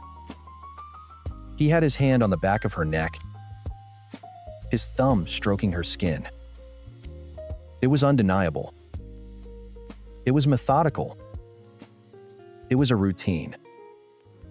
I sat there for what felt like an hour, staring at a blank screen. The fury I'd felt before was gone, replaced by a hollow, sickening calm. I downloaded the files to a flash drive and put it in my pocket. That night, I waited until she was sitting on the couch, scrolling through her phone, wrapped in that infuriating bubble of fake domestic bliss. I walked over to the TV and plugged the flash drive into the USB port. "What are you doing?" she asked, annoyed at the interruption. I didn't answer. I just navigated to the first video file and pressed play. The grainy image of the elevator filled the 6.5-inch screen. She stared at it, her brow furrowed in confusion. Then she saw herself. She saw Mark. Her face went pale. As he leaned in to kiss her, she shot to her feet. "What is this?" "Turn it off," she shrieked. I pressed play on the second video. The stairwell. Her hand on his chest. "Henry, turn it off right now." "Where did you get this?" "Was this Julian?" "I'm going to have him fired. I'm going to sue him." I let it play, then started the third. The parking garage. His hand on her neck. Finally, I hit pause and turned to face her. Her face was a mask of panic and fury. "It's not what it looks like," she stammered, her voice trembling. "Then what is it, Kara?" I asked, my own voice unnervingly steady. "What does it look like to you?" "Because to me it looks like my wife is cheating on me with her boss." Her expression shifted. The panic subsided, replaced by a hard, defensive glare. She took a deep breath, as if steeling herself. "You don't understand the pressure I'm under. The expectations. It's a competitive industry." I just stared at her, waiting. "I need to keep my boss happy," she said, her voice dropping, as if she were explaining a simple business transaction. "It's just for work." The sheer transactional coldness of that statement hit me harder than the videos. There was no remorse, no shame, no apology. Just a grotesque justification. She wasn't a victim. She was a willing participant who had calculated the cost and decided her ambition was worth more than our marriage. For work, I repeated the words, tasting like ash in my mouth. "That's your excuse." "It's what I have to do for my career," she insisted, her voice rising again. "A career you've always benefited from." I let out a short, bitter laugh. I didn't say another word. I just turned around, walked into our bedroom, and pulled a duffel bag from the top of the closet. I started throwing clothes into it. T-shirts, jeans, socks. She followed me to the doorway. "What are you doing, Henry?" "Don't be so dramatic. We can talk about this." "No, we can't," I said, zipping the bag closed. "There's nothing to talk about. You made your choice." I walked past her, grabbing my keys and wallet from the bowl by the door. "So that's it," she screamed after me. 5 years and you're just going to walk out?" I paused at the door and looked back at her, the stranger standing in the ruins of our home. "You walked out a long time ago, Kara." I'm just catching up. I closed the door behind me and never looked back. I spent the next 2 weeks in a haze, staying in a sterile extended stay hotel that smelled of bleach and regret. The first thing I did was hire a lawyer and file for divorce. The silence from Kara was deafening. I expected angry text voicemail something. I got nothing. Then one Tuesday morning my phone rang. It was her father. Henry, he barked without any greeting. What the hell is going on? Kara is a wreck. How could you just walk out on her? You throw away 5 years of marriage over a little argument. I could hear Kara crying theatrically in the background. She'd spun her story well. I was the villain, the one who abandoned his poor devoted wife. Frank, I said, my voice tired. You have no idea what you're talking about. I know my daughter, and I know she's been a good wife to you. You owe her an apology. You need to come home and fix this mess you made. I was done. Done with the lies, the manipulation, the gaslighting. You know what, Frank? You're right. I'll clear things up. I hung up on him. I opened my email, attached the 3 video files, and typed his email address in the recipient line. For the subject, I wrote Times. Here's why I left. Asterisk, I hit send. I waited. 5 minutes later, my phone rang again. It was Frank. I let it go to voicemail. He didn't leave a message. He didn't call again. A week later, I was served with Kara's response to my divorce filing. She was contesting it. She denied any wrongdoing and was demanding half of everything plus significant monthly alimony. Her justification was that her career-focused sacrifices had contributed to my own success, and she deserved to be compensated. The betrayal felt fresh all over again. There was no shame, only entitlement. I sank into a deep depression, the weight of it all crushing me. But looking at those legal papers, something else surfaced through the fog: resolve. She wasn't going to break me. I had the truth on my side. The fight would be ugly, but I would get through it. I had to. For Julian, who had risked his job to help me, and for myself, because the man who walked out that door deserved a life that wasn't built on a lie. Story 12. The phone buzzed on my desk, a low, angry vibration against the polished wood. I glanced at the screen. A single text from Chloe. Asterisk, he knows. Mark knows everything. Asterisk.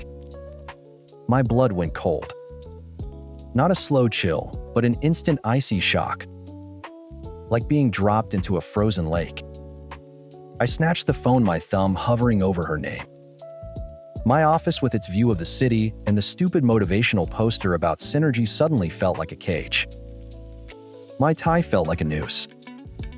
For 6 years, it was a clean, separate box. That was the rule. My life was with Sarah, my wife. The 90%, she was the mortgage, the PTA meetings, the Saturday morning trips to the farmer's market, the inside jokes nobody else got. She was the warm weight next to me in bed, the mother of my 2 kids, the anchor of my entire world. I loved her. That was never the question. Chloe was the other 10%. The box. She was the dark bars, with no names, the anonymous hotel rooms, the things I wanted that Sarah didn't. The kinks, the specific dirty little appetites that didn't fit into our clean suburban life. It was just a release valve. A biological need, compartmentalized and controlled. It meant nothing more than that. I told myself that so many times it felt like gospel. Now Mark knew.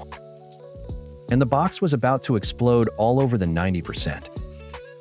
I drove home on autopilot, my knuckles white on the steering wheel. Every red light was an eternity. Every passing car held a potential threat. Was that him? Did he follow me?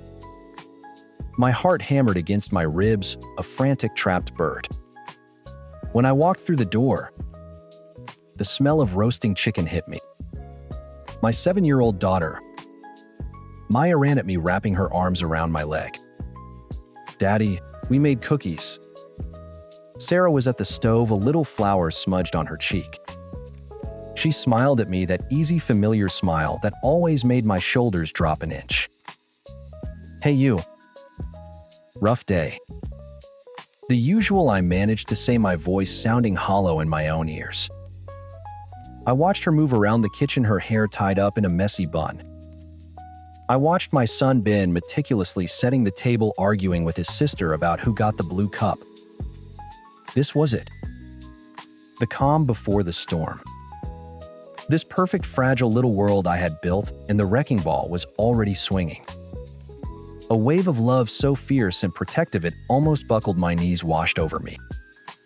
I would do anything to keep this. Anything. Later that night, I met my older brother Leo at a dive bar downtown. He already knew the situation.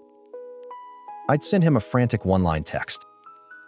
He slid a whiskey toward me without a word. "So the apocalypse is nigh," he said, taking a long drink of his beer.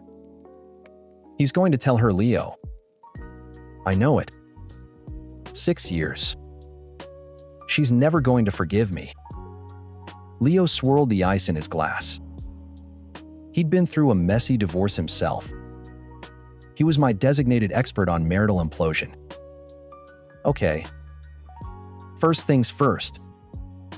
Get your story straight. What was she to you?" "Nothing." I said, maybe too quickly. "You know what it was. An outlet. It wasn't emotional." "Good. That's your mantra," he said, pointing a finger at me. "It meant nothing. You were in a bad place, you made a stupid mistake, and it was purely physical.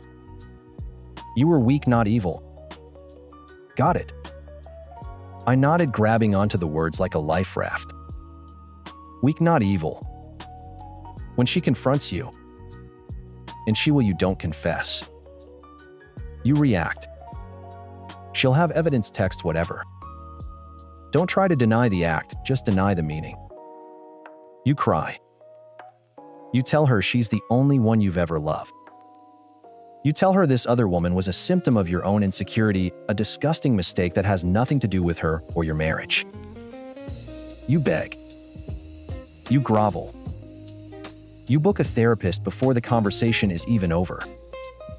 What if she just leaves? The words caught in my throat. Leo sighed, finishing his beer. Then she leaves. But most people don't want to blow up their lives, Henry. They want a reason to stay. You just have to give her a good one. The next few days were a special kind of hell.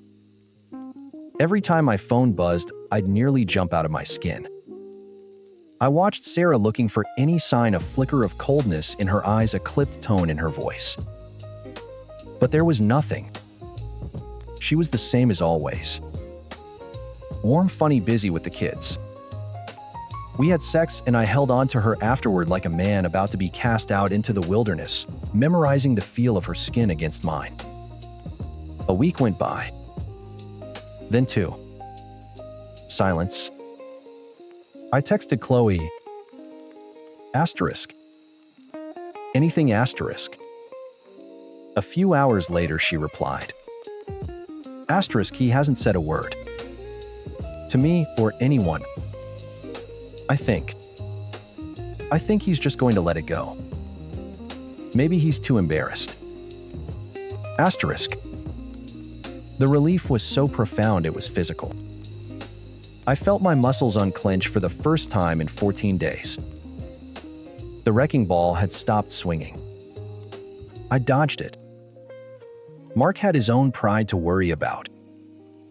Maybe blowing up my life wasn't worth blowing up his own. Leo was right. People don't want to blow up their lives.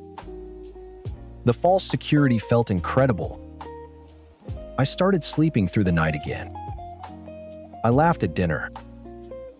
I felt like I'd been given a second chance, a divine pardon. I promised myself, I swore on my children's lives that I was done. I would be the husband Sarah deserved. The 90% was now 100%. The box was sealed, buried, and forgotten. I was sitting in my car in the office parking garage about to head home. I felt good. Light. I was scrolling through pictures of Maya's soccer game from the weekend when my phone buzzed. It was Chloe. Asterisk Henry. I am so sorry. I didn't know. Asterisk. My stomach tightened. Sorry for what. Did Mark change his mind? Before I could type a reply, a second message came through. It was a picture. My brow furrowed as I tapped to open it. It was a photo taken from across a street looking into the window of a dimly lit cafe. A man and a woman were sitting at a small table, leaning in close. The woman was laughing, her head tilted back. Her hair was tied up in a messy bun. She had a tiny smudge of what looked like chocolate on her cheek. It was Sarah. My Sarah. The man across from her wasn't me. He was reaching across the table, his hand covering hers. The look on his face wasn't friendly.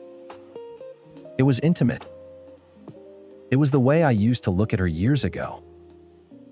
The world tilted. The air in the car vanished. A roaring sound filled my ears, the sound of my own blood pounding. This wasn't possible. Not Sarah. She was the 90%. She was the anchor.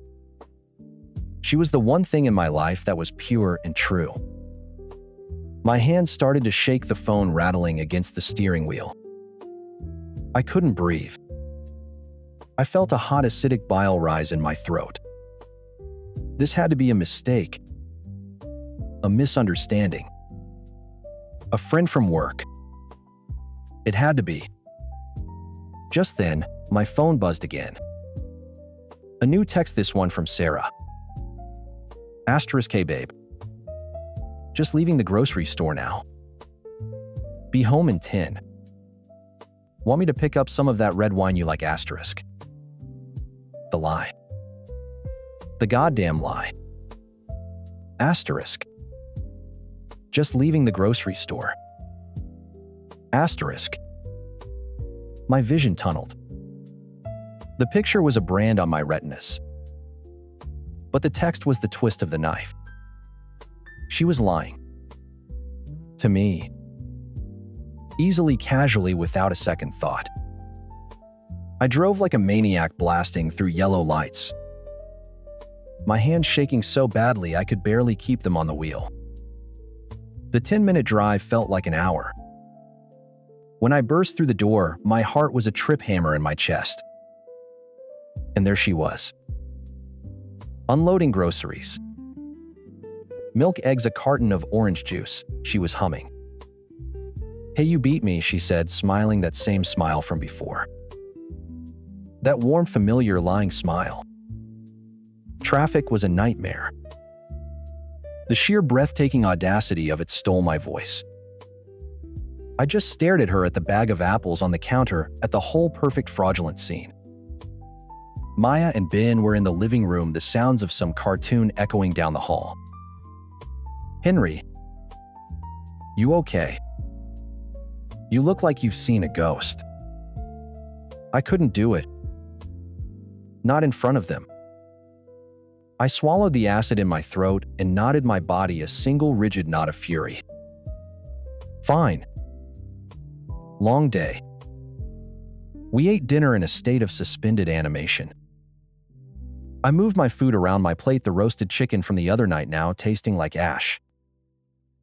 Every time she spoke asking the kids about school, laughing at a joke Ben made, I felt a fresh wave of nausea. How long?